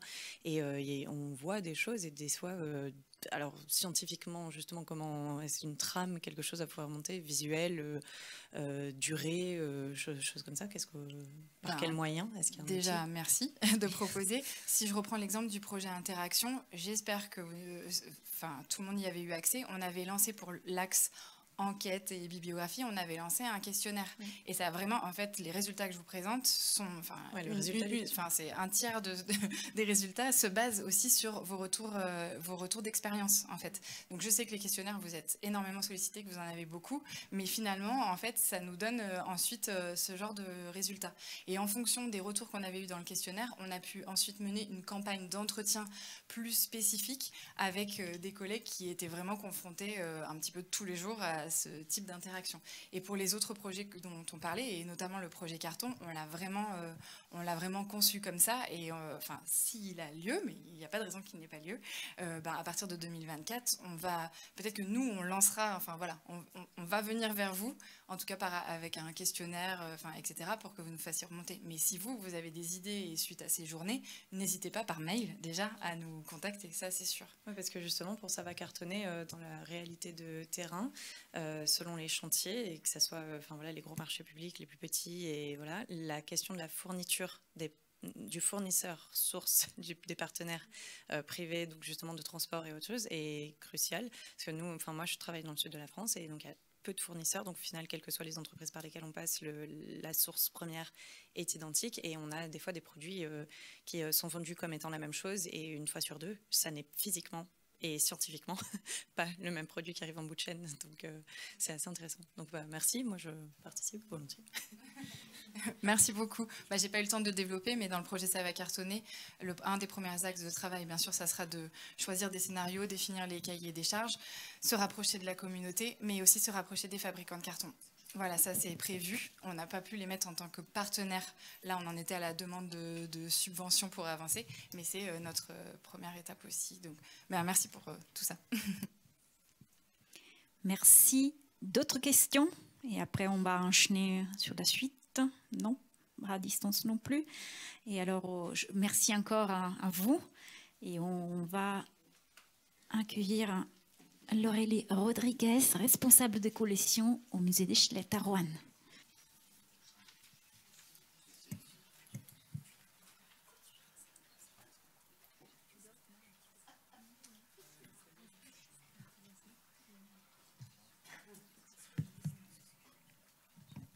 Alors, bonjour à toutes et à tous. Je suis Laurélie Rodriguez, responsable des collections au musée d'Eschlet qui se situe dans la Loire. Je remercie pour leur invitation la Prévue et le C2RMF sur cette question passionnante de l'évaluation et de la gestion des collections radioactives qui s'est déroulée au musée d'Échelette au cours de ces 2 dernières années. C'est un petit défi de présenter en 20 minutes un sujet qui est aussi complexe d'un point de vue sanitaire, technique, scientifique, mais aussi managérial notamment. Bien souvent, je ne pourrais pas rentrer dans les détails. J'aurais donc voilà, un débit de parole assez cadencé. Et je renvoie aussi pour le reste aux compléments qui ont été placés dans le dossier documentaire et notamment la bibliographie. Je tiens à préciser que je ne suis ni experte en radioactivité, ni en radioprotection. L'idée de cette intervention était vraiment de faire un retour d'expérience mené par un musée déjà de collectivité, donc avec des effectifs assez limités, mais aussi un musée non spécialiste, avec toutes les imperfections et les erreurs que nous avons aussi pu mener. Et voilà, pouvoir soulever les questionnements qui ont eu lieu et pouvoir indiquer aux collègues quelle évaluation était mise en place et les mesures préventives et des suivis qui en ont découlé. On espère que ça pourra voilà, servir de piste de réflexion aux collègues qui pourront être confrontés à ces situations et contribuer aussi à faire avancer la réflexion globale en cours dans le monde des musées au sujet des matériaux notamment qu'on dit problématiques dont les collections radioactives ne sont qu'une facette. Donc je vous propose de retracer toute la chronologie de nos aventures radioactives. Donc sur cette slide d'introduction, juste un petit aperçu non exhaustif d'objets pouvant être radioactifs. Donc sans travailler dans un muséum ou à l'Institut Curie, il faut avoir à l'esprit, sans sombrer dans la psychose, que vous avez une possibilité d'être en contact avec des collections qui comportent des éléments radioactifs. Donc voilà, sur des supports aussi, on va dire, banals qu'une assiette, des roches, de la verrerie. Sur ce sujet, je renvoie au très bon article de Marion Daval qui liste les collections susceptibles d'être radioactives et aussi les périodes face de ce qui fut véritablement à un moment une mode avant de connaître un certain rejet. Et c'est des éléments qui sont d'ailleurs importants à prendre en compte lors de l'évaluation scientifique de la collection. Et au passage, je remercie mon ancienne collègue Sylvie Maillard du CNAM qui m'a notamment transmis les photos de leurs objets. Donc à titre personnel, ayant travaillé au Musée des Arts et Métiers, j'étais un tout petit peu sensibilisée aux problématiques des objets radioactifs. Pour autant, je ne pensais pas retomber, on va dire, là-dessus sur un musée qui était estampillé Beaux-Arts, donc le musée d'Échelette dans la Loire. C'est un musée de France qui a été fondé donc, en 1844 et qui présente dans son parcours permanent essentiellement des collections de beaux-arts, d'archéologie et de céramique. Il y a aujourd'hui un projet de rénovation autour du musée avec une extension des surfaces d'exposition et la création de nouvelles réserves qui sont inadaptées, vous pourrez le voir. Donc c'est un musée qu'on appelle aujourd'hui un musée de région qui peut être assez typique, en tout cas similaire à d'autres musées avec des collections dites encyclopédiques, donc estimées au nombre de 40 000 et qui sont voilà, très variées. Vous pouvez apercevoir de la peinture, de nos collections égyptiennes, de la sculpture numismatique, photos, collections industrielles et notamment un fonds primitif de sciences naturelles qui avait été exposé en partie à la création du musée et lors de l'existence d'un bref muséum, la brève existence plutôt d'un muséum à Roanne entre 1959 et 89. On y trouve des items qui ressortent de zoologie, malacologie, paléontologie et minéralogie. Et toutes ces collections étaient en fait reléguées dans des réserves depuis plusieurs décennies. Et elles avaient fait notamment l'objet de quelques études préalables, dont 2 mentionnaient les risques, mais liés plutôt aux spécimens naturalisés. Donc ces collections n'étant pas du domaine d'expertise de notre équipe et avec l'éventualité de ces risques, nous avions pris à tâche fin 2020 avec un préventeur pour préparer notre futur chantier de collection. Chantier qui intervenait dans le cadre à la fois du second récollement décennal, avec pour objectif la redécouverte de ces collections qui étaient complètement oubliées et qui était composé à 95% d'objets non inventoriés, et aussi dans le cadre de l'appel à projet, notez-le bien, pour l'informatisation et la valorisation des collections publiques scientifiques patrimoniales menées par le ministère de l'Enseignement supérieur. Donc voilà, j'en profite pour les remercier puisque nous avons pu bénéficier pendant 2 ans dans le cadre de cet appel à projet de subventions qui nous ont permis notamment de mener une bonne partie de ces opérations. Donc à l'image, une magnifique réserve, comme pourrait l'aimer Gaël de Guichin, qu'on salue s'il nous écoute. Donc la réserve où se trouvaient nos éléments de minéralogie, bien sûr avant travail dessus, je précise.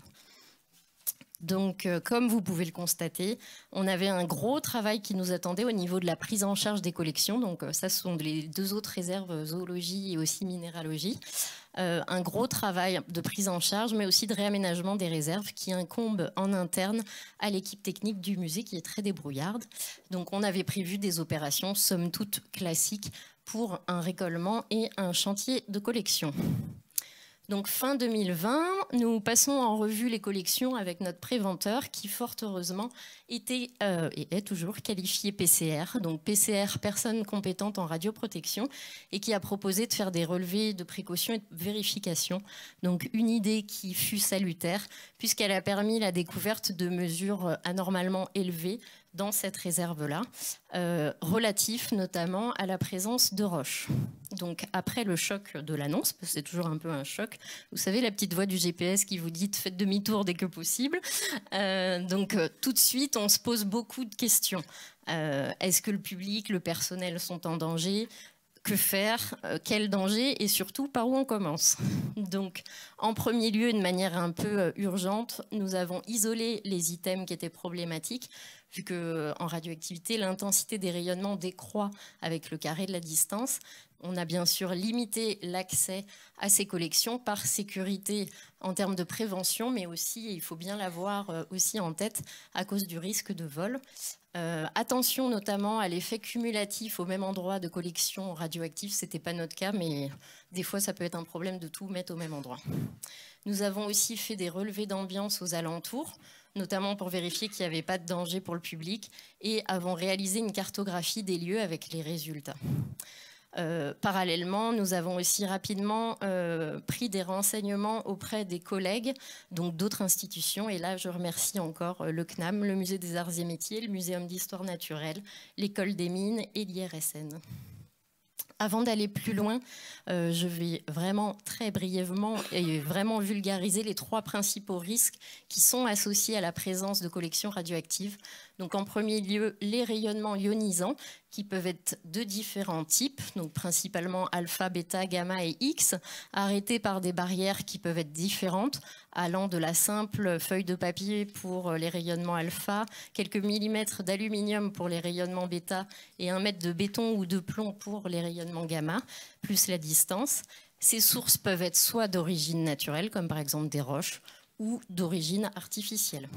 Les risques et les effets varient en fonction de plusieurs facteurs, notamment toujours la dose reçue, la durée de l'exposition, le type d'exposition, interne ou externe, le type de rayonnement et aussi l'état de la personne, on va dire.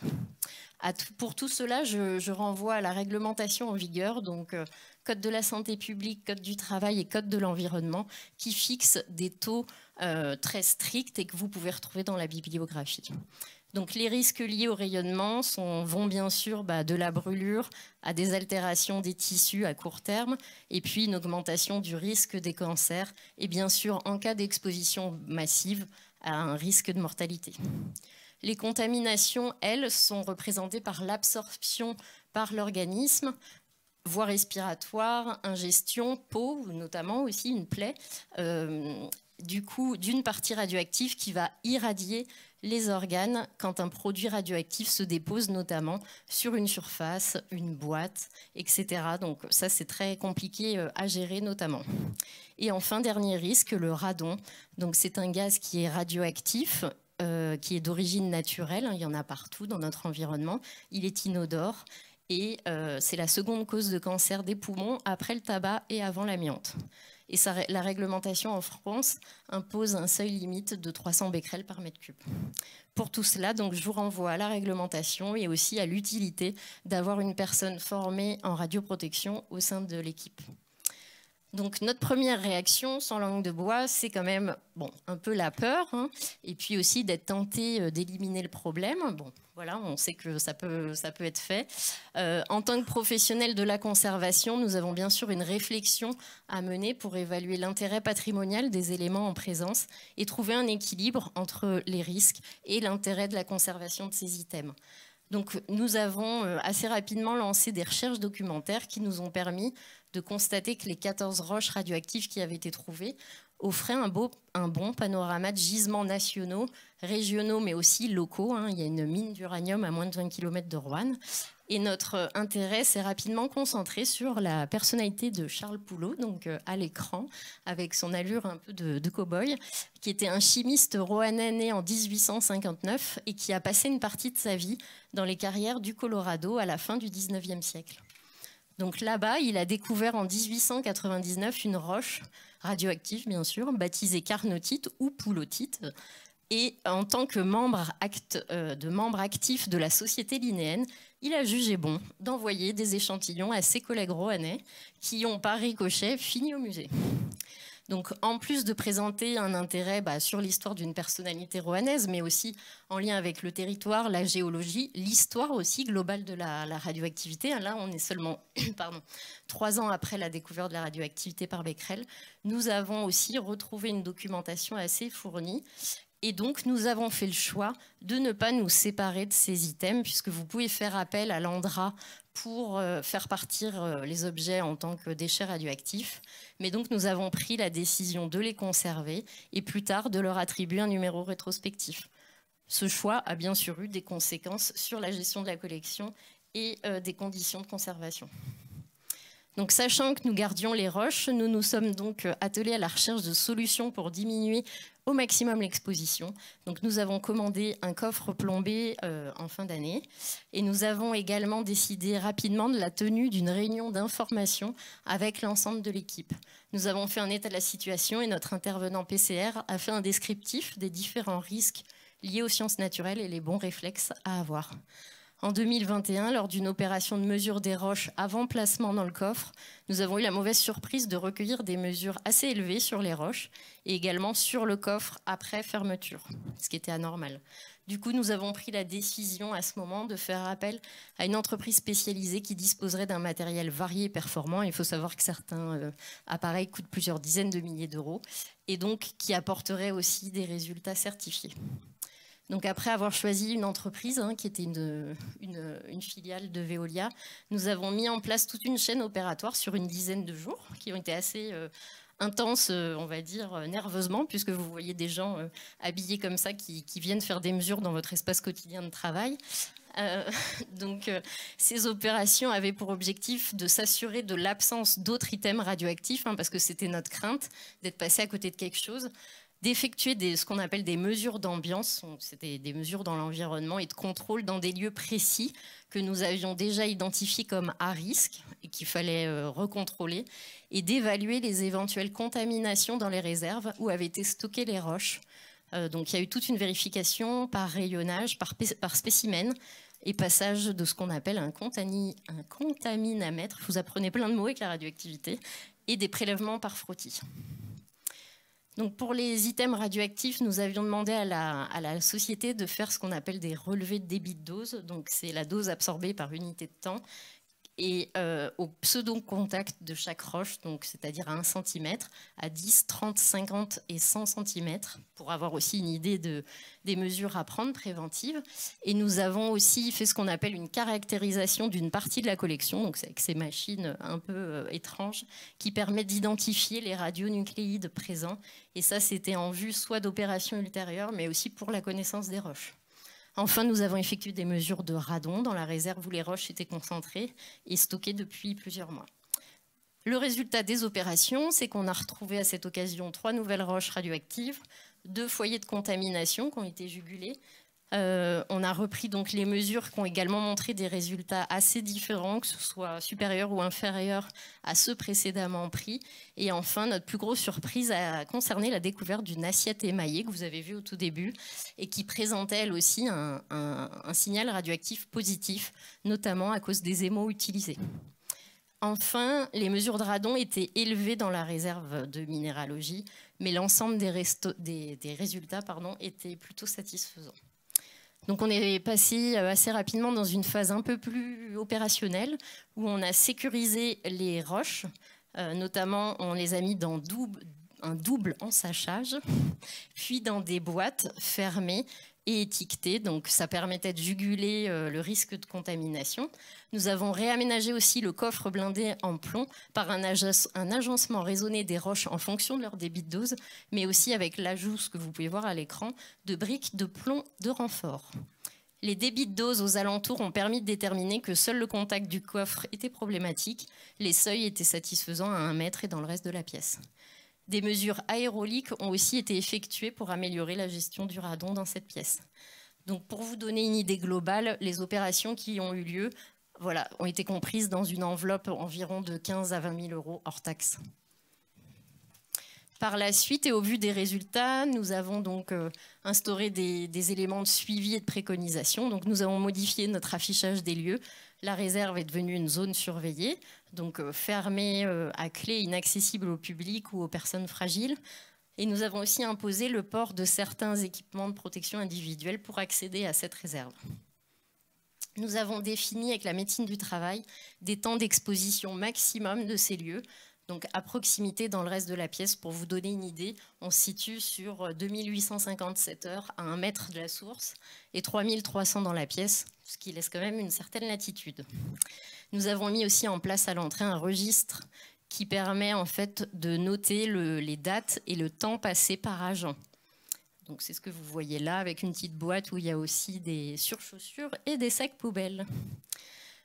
Bien sûr, nous avons laissé des traces des résultats des opérations effectuées pour la gestion quotidienne et la compréhension des collections, puis aussi en pensant à nos successeurs, notamment via des préconisations sur les fiches des objets radioactifs dans la base de données, et puis aussi la réalisation de dossiers un peu documentaires sur l'histoire des items, de Charles Poulot, des risques aussi liés à la radioactivité. Donc vous voyez ici l'exemple de préconisations et des résultats qui sont associés dans une fiche. Voilà du coup notre assiette radioactive qui est la seule assiette du musée parmi des milliers à avoir une petite boîte, donc reconditionnée avec son logo, puisque le risque essentiel qui est associé à cette assiette est son éventuelle casse et l'éventuelle inhalation qui pourrait être faite de la poussière et de la dispersion des fragments. Suite au test radon, nous avons aussi fait mettre en place une ventilation mécanique de la réserve et aussi des dosimètres d'ambiance passifs. Donc, c'est les tout petits capteurs que vous voyez dans le fond. Vous avez des dosimètres actifs qui peuvent être mis sur les personnes qui sont en contact, mais aussi des dosimètres passifs qui, pendant 3 mois, vont faire des mesures. Vous les envoyez à un labo qui vous renvoie ce genre de petits rapports et qui vous dit si c'est plutôt bien, plutôt moyen ou plutôt mauvais. Et enfin, nous avons aussi mis des outils de surveillance en place avec ces résultats et des mesures correctives et ou d'évaluation nous attendent encore, puisque nous allons notamment cette année ou l'année prochaine faire des relevés certifiés par une société et aussi faire évacuer un sachet de déchets par l'ANDRA qui ne nous apporte rien. Voilà, un petit retour en arrière pour préciser que suite aux mesures correctives et de suivi, nous avons quand même pu mener notre campagne de récollement et de chantier de collection avec quelques mois de retard, qui sont aujourd'hui inventoriés à titre rétrospectif, identifiés, enregistrés. Les réserves ont été réaménagées, l'équipe a été formée, et pour les items radioactifs, voilà. En conclusion, on estime qu'on a découvert un fonds atypique, qu'on l'a préservé dans les meilleures conditions de sécurité possibles pour l'équipe et qu'on espère pouvoir le valoriser un jour. Et donc, on voit bien dans toute cette démarche l'importance de la conservation préventive qui a permis de donner l'alerte, puis de la prévention des risques en général. Nous vous faisons part de quelques-unes de nos interrogations ou des limites qu'on a pu trouver, puisqu'on n'a pas tout réglé. Encore aujourd'hui, il nous reste des choses à faire. Donc, le principal questionnement est plutôt autour des éventuels sinistres, en espérant ne pas être confrontés, mais aussi d'autres problématiques liées aux pannes et à l'exposition des items, même si ce n'est pas une question qui nous angoisse, vu qu'on sait, notamment à la Sorbonne, que ça a été fait et bien fait, qu'on doit pouvoir trouver des solutions. Une petite liste à titre indicatif de personnes, ou de ressources, une liste non exhaustive, encore dans le but de donner une ordre de grandeur. Une journée, par exemple, avec un préventeur spécialisé radioprotection, voilà, ça peut varier autour de 800-850 € pour vous donner une idée. Quelques conseils pour finir. On n'insistera jamais assez sur la nécessité d'être épaulé par sa direction, sa structure, la médecine du travail dans ce genre de situation qui peuvent être lourdes à porter, et de privilégier aussi des décisions en concertation, même si ce n'est pas toujours facile et que bon, dans ce genre de cas, il y a des personnes d'horizons très différents qui peuvent intervenir, mais normalement les points de vue s'enrichissent. Et voilà, pour s'assurer de la s'assurer aussi par la suite de la mise en œuvre sur le terrain et de la réalité des mesures de prévention, parce qu'il peut y avoir parfois un décalage entre la théorie et la réalité. Et voilà, on vous conseille aussi de travailler en transparence avec les équipes. Et puis pour ça, que ce soit la médecine du travail ou les entreprises certifiées peuvent aussi vous aider. Tout ça aussi juste pour ouvrir pour la suite, qui pourra aussi traiter notamment dans ces journées de tout ce qui est matériaux problématiques. Donc on en connaît beaucoup, que ce soit les herbiers qui ont été traités, les problèmes de plomb qui se dégradent, les nitrates dégradés, vous en avez ici un bel exemple. Donc voilà, ce qui promet beaucoup de belles et de grandes aventures. Merci à vous pour votre attention.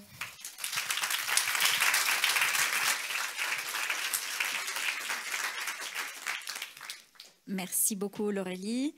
Et maintenant, nous avons une intervention à distance, si je ne me trompe pas. Nous allons du coup écouter Estelle Debrun, responsable de la cellule durabilité à l'Institut royal du patrimoine artistique à Bruxelles. Bonjour Estelle. Bonjour, vous m'entendez bien? Oui, on vous entend et on vous laisse la parole. Merci. Merci.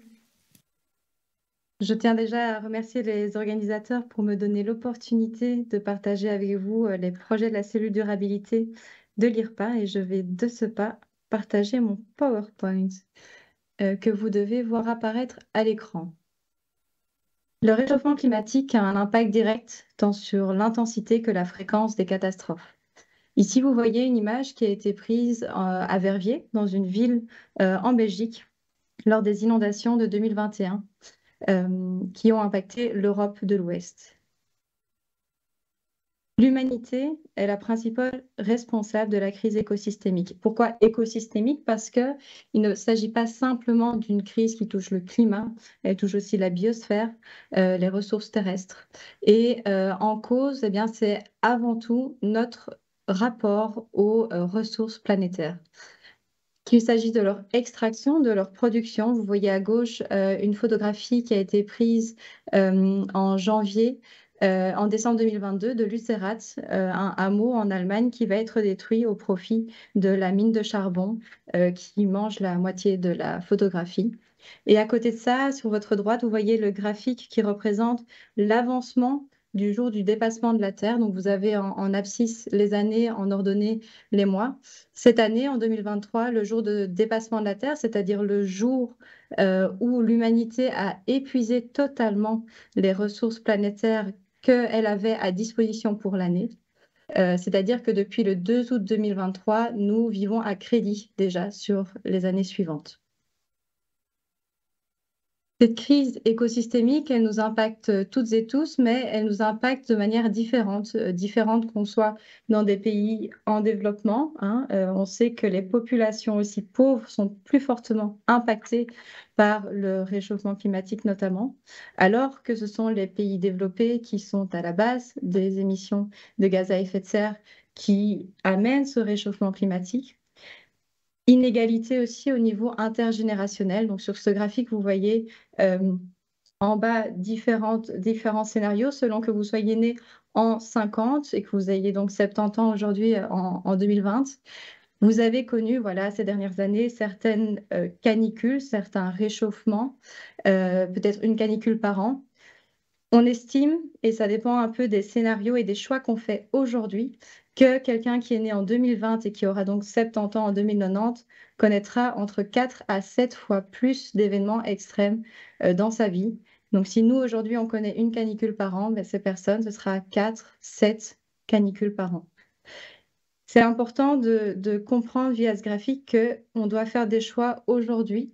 Ces choix que l'on fait auront un impact sur le réchauffement de notre planète et auront donc un impact sur la vie des gens qui passent après nous.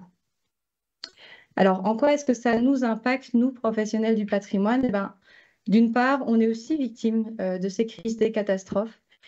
Ici, c'est une photographie qui a été prise à Liège, donc à nouveau une ville de Belgique, suite aux inondations de 2021. Rien qu'en Belgique, on a dénombré plus de 250 sites patrimoniaux qui ont été impactés par ces inondations. Qui dit crise dit aussi augmentation du stress, augmentation des conflits armés. Vous voyez ici une photographie de la population ukrainienne qui tente autant faire que se peut de protéger les statues qui sont dans l'espace public. On dénombre plus de 300 biens culturels qui ont été détruits par les bombardements russes de manière volontaire ou non.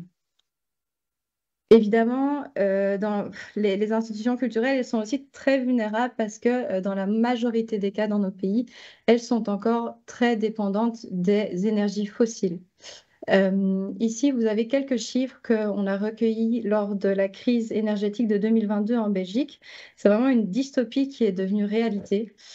Certaines institutions culturelles ont vu leur facture d'énergie augmenter de 200 à 400%. C'est-à-dire qu'ils ont dû se séparer de certains collègues. En 2023, les musées fédéraux ont prévu une augmentation d'1 à 2 millions d'euros rien que pour leur facture d'électricité. C'est à vérifier d'ici la fin de l'année. Et puis, en hiver 2022, certains musées en Belgique ont dû tout simplement fermer leurs portes parce qu'ils étaient incapables de pouvoir subvenir aux coûts de chauffage. À côté de ça, il y a la société, il y a aussi des groupes activistes qui demandent aux musées, aux institutions culturelles d'être beaucoup plus actifs, de montrer l'exemple en termes d'éco-responsabilité et de transition durable.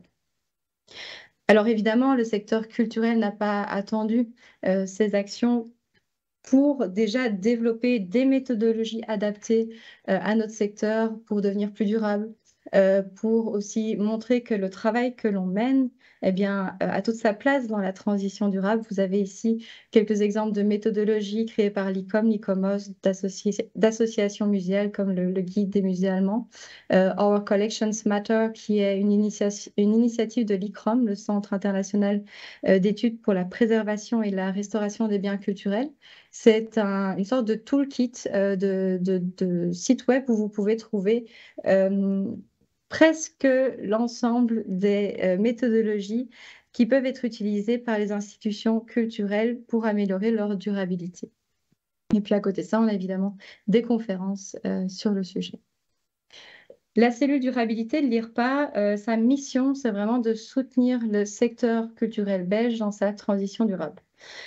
Qu'est-ce qu'une institution culturelle durable? Eh bien, selon notre définition, c'est une institution qui est de haute qualité, qui évite toute surconsommation, qui vise à toujours s'améliorer, tout en respectant les pratiques existantes, les communautés qu'elle représente. Mais ça reste important pour nous que cette institution définisse elle-même ses activités, ses priorités. Ce n'est pas l'objectif que tous les musées deviennent des musées du développement durable. La méthodologie qu'on poursuit, eh bien, c'est via de la collaboration interdisciplinaire, évidemment, vu qu'on fait face à une crise multidimensionnelle. On a besoin de différentes expertises autour de la table. On crée des outils pratiques qui sont utiles pour le secteur belge et qui peuvent parfois aussi être utiles pour l'international. Je vais vous en parler un peu plus aujourd'hui. On met en place des formations autour de thèmes tels que la réduction d'énergie, la gestion de crise et l'utilité sociétale. Concernant la réduction de la consommation énergétique dans les institutions culturelles, alors nous avons un projet qui s'intitule Climate to Preserve, qui est un projet de 4 ans, qui a commencé en 2021 et qui se terminera en 2025. Et vous voyez ici les logos des différents partenaires. Il y a à la fois des universités qui sont là avec des unités d'ingénieurs spécialisées en optimisation énergétique. On a des firmes d'architecture, des musées, des institutions culturelles qui sont des études de cas et d'autres partenaires internationaux comme l'Academia Belgica à Rome et l'ICROM. Pourquoi ce projet? Pourquoi Climate to Preserve? Parce qu'on s'est rendu compte que si on voulait aider les institutions culturelles à mettre en place des stratégies de gestion plus durable de leur climat intérieur, eh ben, il y avait une nécessité de développer une méthodologie adaptée, étant donné qu'il y a des exigences de préservation qu'on doit pouvoir atteindre. Donc, on développe un protocole, le protocole C2P, comme on l'appelle, et des manuels et des modèles. On développe aussi des outils pratiques pour permettre aux divers professionnels qui sont issus de différentes disciplines de pouvoir collaborer. Parce que on a besoin de ces différentes expertises, on a besoin de construire un langage commun pour être sûr qu'on comprenne bien les besoins de chaque discipline et qu'on puisse trouver des solutions ensemble. Et puis à côté de ça, on travaille aussi beaucoup via des études de cas, des formations et des publications que je détaillerai un peu plus tard sur un changement de mentalité qui est absolument essentiel dans le secteur vis-à-vis de légendes urbaines ou de traditions. On a toujours fait comme ça, le 20 degrés Celsius, 50% d'humidité relative, versus en fait les directives climatiques qui sont basé sur un processus de gestion des risques. Mais je vais aussi revenir sur ce point un peu plus tard. Le protocole que l'on développe et qui sera prêt, en tout cas sa version bêta sera finalisée d'ici l'été 2024, il se base évidemment sur des méthodologies existantes que l'on met ensemble. Et il se structure de la manière suivante. Vous voyez sur la droite un schéma avec les grands chapitres. La première étape, si vous voulez optimiser de manière durable votre climat intérieur, c'est de documenter, de comprendre quel est votre bâtiment, quels sont les systèmes, quelle est votre consommation d'énergie. Donc, vous devez aussi mettre en place des campagnes de mesure. Sur base de ça, vous allez pouvoir analyser ou demander de l'aide à des experts pour vous aider à analyser votre contexte et puis prendre des décisions. Soit pour une optimisation sur le long terme, donc vous voulez absolument faire quelque chose de très global, aller vers une rénovation, eh bien ce protocole va pouvoir vous aider à mettre en place un plan des besoins en vue d'une rénovation. Ou bien vous décidez de travailler sur le court terme et de travailler avec l'existant, avec les systèmes climatiques que vous avez déjà, avec les contraintes de votre enveloppe de bâtiment, avec les contraintes de vos collections, pour quand même mettre en place des stratégies d'optimisation. Et dans ce protocole, on prévoit une boucle évidemment de correction au cas où les mesures implémentées ne répondent pas aux attentes. On vise à répondre à plein de différentes questions, en fait, avec ce projet, avec cette stratégie. Déjà, comment, pour aider les institutions culturelles à comprendre comment se comporte l'enveloppe de leur bâtiment. Est-ce qu'elle peut être adaptée? Prendre en compte le climat extérieur qui est différent selon les zones géographiques dans laquelle on est. Et puis surtout, comment il va évoluer à l'avenir. C'est important aussi de savoir qui est en charge des systèmes de contrôle, quel est le budget pour la maintenance, quel est le budget pour la consommation énergétique, si le système peut réagir à des moments climatiques extrêmes, donc à des vagues de chaleur par exemple, ou pas. Quelle est la composition de la collection, les plus grands risques, les affectations des salles, hein, si elles sont essentiellement publiques, s'il y a des zones non publiques, des réserves, et ce que prévoit la politique de prêt. Donc c'est un programme assez chargé. Et on teste la méthodologie qu'on développe sur 3 différentes études de cas. Les musées royaux des Beaux-Arts de Belgique, tout à fait à gauche. Donc, c'est un musée de Beaux-Arts assez classique, avec des très grands espaces. Et ce qui nous intéresse particulièrement là, c'est qu'on a des systèmes climatiques de chauffage, ventilation et de climatisation très complexes pour des espaces qui sont très ouverts. Donc, on va essentiellement travailler sur l'optimisation des réglages de ces systèmes climatiques dans ce cas-là. Pour le musée Wiertz, au centre de votre dia, c'est un musée satellite de ces musées royaux qui présente une problématique tout à fait autre. C'est en fait un atelier d'artistes qui a été légué à l'État fédéral belge. Et donc la scénographie ne peut pas être chamboulée. L'ensemble architectural a une valeur esthétique, une valeur historique qu'on ne peut pas changer non plus. Dans ce cadre-là, on réfléchit à ce qu'il est possible de faire sur le long terme pour améliorer le climat intérieur, parce qu'on a de très gros problèmes avec la verrière située au plafond. Problème en termes de climat, surtout en été, un échauffement et la lumière. Et puis, pour terminer, la Cinémathèque royale de Belgique, en particulier, ses collections de films acétates qui demandent un climat qui soit froid et sec. Et là, on fait en fait on calcule différents scénarios pour essayer de voir selon quelle sera la consommation énergétique pour quel type de climat pour arriver à une prise de décision. Ce projet C2P, l'objectif, c'est vraiment de faire passer dans le secteur aussi le changement des directives en termes de gestion de climat. Alors, ce tableau est sans doute un peu petit pour que vous puissiez le lire, mais je pense que vous recevrez les slides à la fin.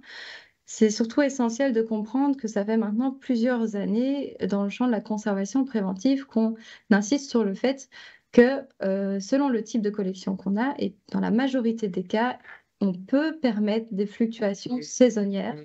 On peut permettre également des fluctuations journalières en termes de température et d'humidité relative. Et c'est sur ça qu'on travaille avec ce projet.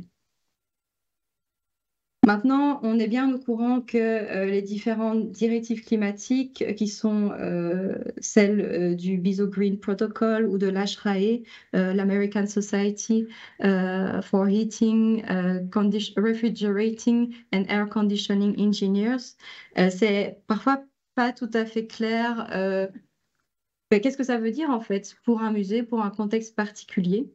Et donc, au niveau belge et au niveau des Pays-Bas, on a traduit ces normes, ces directives, ces standards pour notre contexte dans un document qui se voulait beaucoup plus accessible, beaucoup plus court aussi. Ici, on a 3 pages. L'ASHRAE, c'est plus de 50 pages.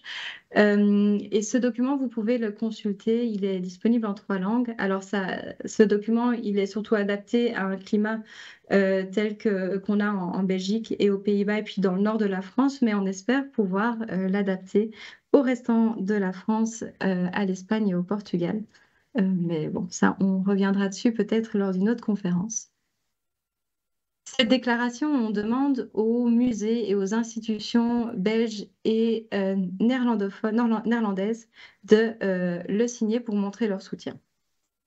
Vous voyez ici les logos des institutions qui le supportent. À côté de ça, lors de la crise énergétique de 2022, on a aussi défini des stratégies d'économie énergétique drastiques pour les institutions culturelles, pour les aider à faire face à cette crise. Donc, selon le type de système climatique que vous avez, que ce soit juste du chauffage ou un système plus complexe de CVC, donc chauffage, ventilation, climatisation, vous avez des mesures que vous pouvez mettre en place en vue d'économies drastiques d'énergie. Ça, c'est un document qu'on a publié avec un partenaire flamand qui s'appelle Faro. À côté de ça, on met évidemment en place des formations. Ici, c'est une image de la formation qu'on a donnée avec le Getty Conservation Institute sur les données, l'analyse des données de température et d'humidité relative. Et puis, un peu de publicité pour l'année prochaine. On organise une université d'été en été 2024. Elle se passera à l'IRPA, donc dans notre institut à Bruxelles, au début juillet. Elle est ouverte à des participants internationaux. Il y a 6 à 7 institutions internationales qui peuvent participer. On demande que 2 personnes par institution soient présentes, quelqu'un qui soit plus facility, donc en charge du bâtiment ou des systèmes climatiques, et quelqu'un qui soit plutôt spécialisé dans le soin des collections, la régie des collections.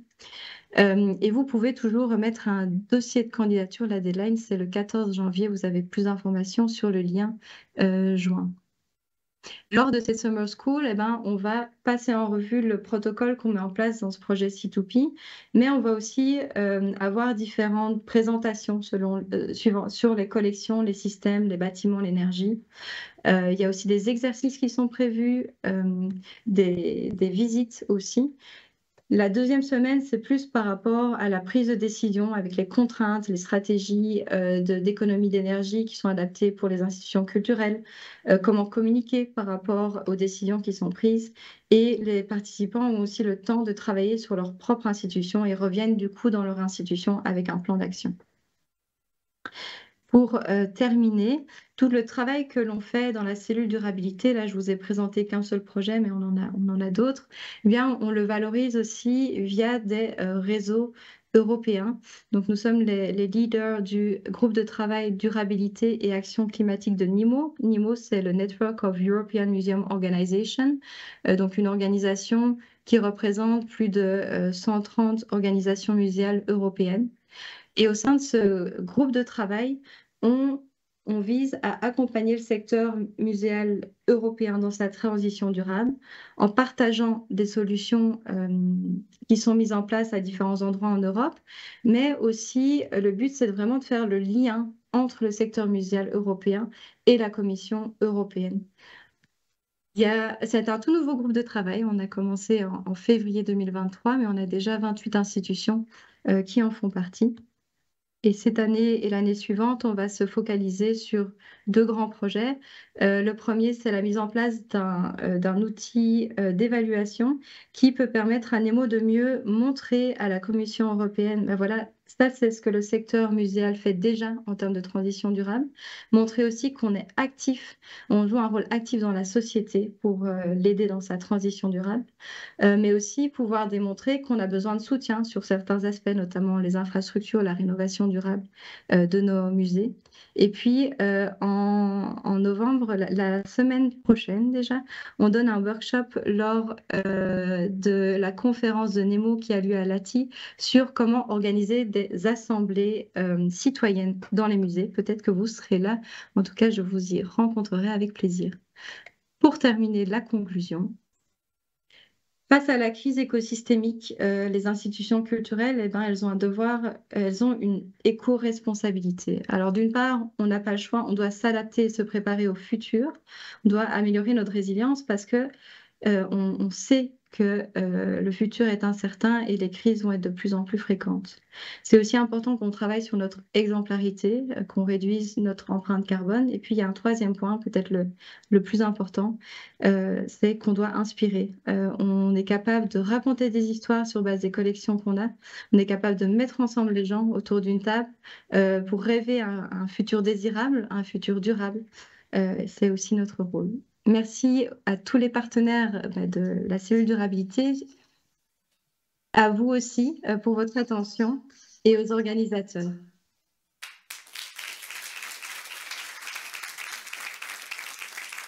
Merci beaucoup Estelle. Je vous prie de rester en ligne comme ça. On va peut-être échanger un tout petit peu avec la salle et du coup je demanderai à Laurélie de rejoindre à nouveau. Merci. Voilà, du coup, un petit moment d'échange. Nous avons assisté à 2 cas de mission et de projets très, très intéressants de mon point de vue. Est-ce qu'il y a des questions de la part de nos participants? À distance aussi, évidemment. Il y a des questions, Perrine? S'il y a, je passe alors un instant le micro à Perrine. Eh bien, une question d'un de nos auditeurs qui a un petit peu peur à l'écoute de l'Aurélie et qui dit comment savoir si certaines de nos œuvres sont radioactives. Donc je pense que la réponse est aussi un peu dans la présentation, mais est-ce qu'il y aurait un conseil pour nous? Est-ce que d'une façon préventive peut-être on devrait se poser cette question et faire des tests? Alors déjà, je pense il faut toujours, et ça vaut la peine de regarder à la lueur notamment de l'article de Marion Daval, essayer de se dire potentiellement dans mes collections, qu'est-ce qui peut poser problème? Il y a quand même des pistes aussi bien au niveau des matériaux, des périodes aussi, parce qu'il y a des grandes périodes dans la radioactivité, et aussi du type d'objet. Donc de se poser cette question, parce qu'après il ne faut pas non plus sombrer dans la psychose. Et si vraiment on a des doutes, peut-être que ça vaut la peine d'identifier des objets, de faire venir pour une journée un expert en radioprotection notamment, qui pourra faire des des mesures, puisque finalement c'est aussi ce qu'on a fait nous, bon, un peu contraint et forcé vu qu'on était déjà dedans, mais on va dire, voilà, pouvoir identifier des objets qui peuvent être problématiques et les faire tester, à la limite, ça permet de se tranquilliser. Merci. Oui. Oui, alors justement, parce que moi, il y a longtemps, j'avais été entraînée dans une aventure où j'aurais jamais dû mettre les pieds, à propos du musée Marie Curie, que vous connaissez peut-être, qui est un très joli musée sur la montagne Sainte-Geneviève. Bon, j'en suis revenue... non, pas trop irradiée, mais très perplexe sur la façon dont on prend en compte ces problématiques-là. Enfin, c'était il y a longtemps. Bon, alors on n'en parle plus. Et par contre, alors moi, ce qui m'intrigue beaucoup dans votre histoire, c'est l'assiette radioactive. Alors, il y a plusieurs, je crois, il y a plusieurs personnes dans la salle qui sont spécialisées en conservation et restauration de céramique. On s'y attend quand on va travailler au musée Marie Curie à avoir des problèmes de radioactivité, mais on s'y attend pas quand on va traiter une collection céramique dans une réserve à Trifouilly-les-Oies. Et est-ce qu'il faut se méfier systématiquement?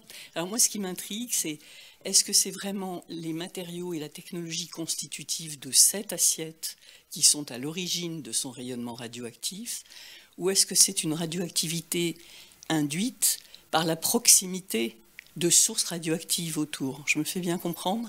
Voilà.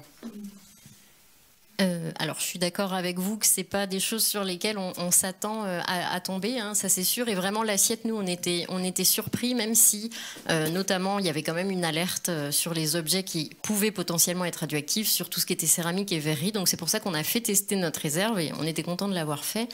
L'assiette, je sais plus si je l'ai mis en légende, elle date des années 30. Donc, c'est vrai qu'au niveau de la datation, on peut se poser des questions. Et pour répondre à votre question, la radioactivité de cette assiette, elle n'est pas induite par une contamination. Justement, on a fait des relevés surfaciques dessus pour être sûr qu'il n'y avait aucune... Donc même les personnes en radioprotection ont bien écrit sur le sachet radioactivité fixée. Donc c'est-à-dire que c'est vraiment lié à l'objet, aux émaux qui sont uranifères, qui ont été utilisés. Et du coup, on a aussi fait analyser l'assiette, donc on a toute sa composition. Mais c'est vraiment elle et ses émaux qui sont radioactifs. Après, je tiens quand même aussi à vous rassurer. Nous, elle est dans nos réserves en propre, là. Elle n'est pas dans une réserve à part. On nous a dit qu'il fallait passer, je crois que c'était 6000 heures la tête collée sur l'assiette pour que ce soit dangereux. Donc, quand même, ça arrive peu souvent.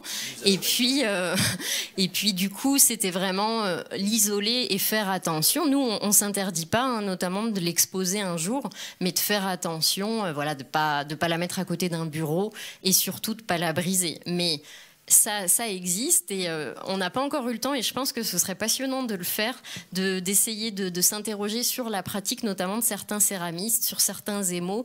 On pourrait avoir des surprises, hein, sûrement. Est-ce que vous avez pensé vous réserver une place au centre de traitement de Bure? Non, mais je me suis demandé si quand même je jouais pas de malchance quand même. Bon. J'ai une dernière question, c'est plutôt pour notre collègue de Belgique.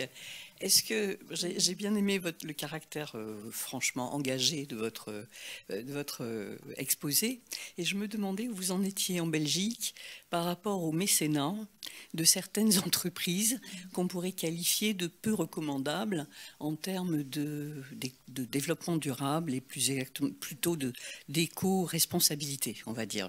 Je pense pour la France, évidemment, à Total Energy. Sachant que les Anglais ont depuis quelque temps déjà renoncé au mécénat de BP, hein, de British Petroleum. Nous, on est moins clairs. Et vous, en Belgique? Alors nous, en Belgique, on a le caractère du compromis, hein, vous le savez. Mais donc, c'est plutôt une question, je dirais, d'institution. Par exemple, à l'IRPA, on a une politique assez claire sur le type de subside qu'on accepte ou pas. Maintenant, des entreprises comme les banques, disons, c'est quelque chose, ce sont des types de subsides que l'on accepte, alors qu'on sait aussi que les banques subsidient aussi les industries fossiles. il n'y a pas vraiment de mouvement, disons, coordonné sur ces questions. Je pense que c'est une question que l'institution doit elle-même se poser sur base de ses valeurs et puis prendre une décision vis-à-vis de ça. J'aurais une question pour Madame De Bruyne, Denis Guillemard. J'ai eu il y a quelques années, oui, beaucoup d'années, à organiser une exposition à Nouméa d'objets qui venaient d'Europe, exposition ethnographique, qui concernait des objets monoxyles de très grande taille, comme des objets très fins, comme des écorces, des peintures sur écorce. J'avais été confronté au problème d'acclimatation de ces objets. À l'époque, je n'avais trouvé aucun texte donnant précisément la vitesse de réaction d'un bois monoxyle ou d'un bois beaucoup plus fin. Est-ce qu'on en est maintenant un peu plus averti sur ces questions, et ça dans l'idée d'une adaptation des conditions climatiques? Je vous remercie pour votre question. Alors, ça tombe bien parce que ma collègue Annelise Cozard, avec laquelle je travaille sur le projet Climate to Preserve, a écrit et présenté un article sur les preservation metrics. Ce sont en fait des outils à l'attention des experts en conservation préventive qui permettent de comprendre la réaction des objets vis-à-vis de conditions climatiques. Je partagerai avec les organisateurs le lien de cet article. Il faut savoir que la recherche a avancé sur certains matériaux, notamment tout ce qui est panneaux, des matériaux que je catégoriserais comme classiques, comme peinture sur bois, peinture sur toile, parchemin également. Mais pour tout ce qui est collection ethnographique, à ma connaissance, on n'est pas encore très avancé sur ou en tout cas, il y a moins de recherches sur le temps d'acclimatation et sur la vitesse d'acclimatation. Si vous désirez, je peux aussi me renseigner de mon côté et je pense que j'ai vos coordonnées, donc je pourrais vous envoyer une liste si je trouve des références. Oui. Merci. Il y avait une autre question.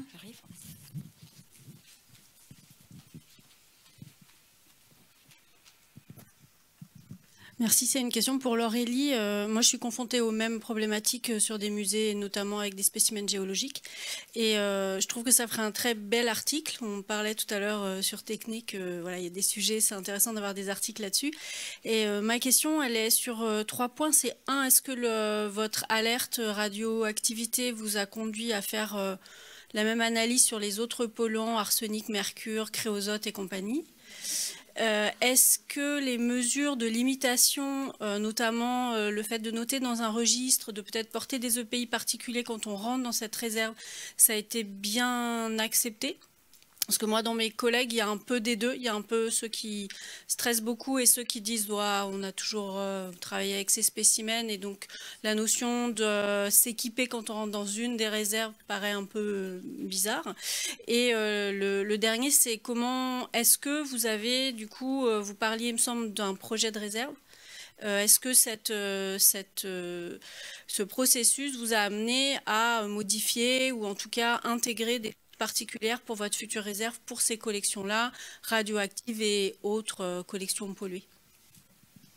Merci pour toutes ces questions. Alors, pour répondre à la première, bien sûr que le fait de s'être occupé, on va dire, de cette problématique-là, ça nous a sensibilisés à ces problèmes. Mais on a été bien occupés, mine de rien, par tout ça. Et on fait un peu les choses en fonction des projets. Pour tout vous dire, la dernière slide que vous avez vue avec des nitrates dégradés, ça fait partie de nos fonds de photos qu'on doit traiter l'an prochain. Donc, je pense que notre prochaine mission va être là-dessus. Donc pour les autres, on verra, mais j'espère quand même qu'on cumule pas tous les risques non plus dans le musée. Pour la deuxième question, honnêtement, j'ai trouvé quand même que l'équipe était assez formidable. Enfin, elle a été très réceptive à tout ça, même si bien sûr, et ça c'est humain, il y a eu des réactions, peur, ça a soucié les collègues, mais on a eu aussi, et on a toujours aussi des collègues qui prennent un peu ça à la légère et avec qui il faut un peu se battre pour mettre un masque FFP3, etc.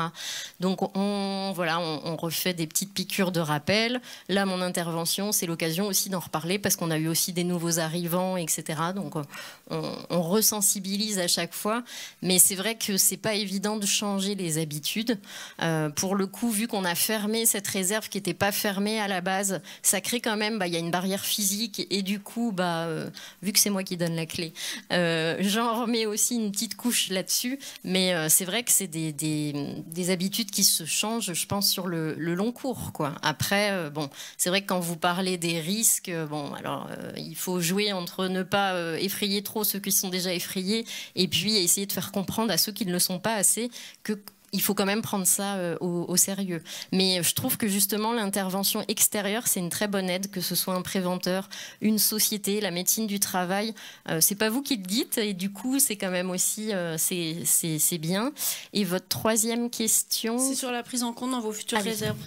Et du coup en fait on a changé aussi de direction récemment et là le fait que je venais ici aussi ça m'a permis d'en parler avec notre nouvelle directrice qui du coup on a pas mal échangé là-dessus et elle compte bien prendre en compte ce risque particulier, ne serait-ce que de manière aussi budgétaire, parce qu'il va falloir budgéter aussi des opérations un peu spéciales là-dessus.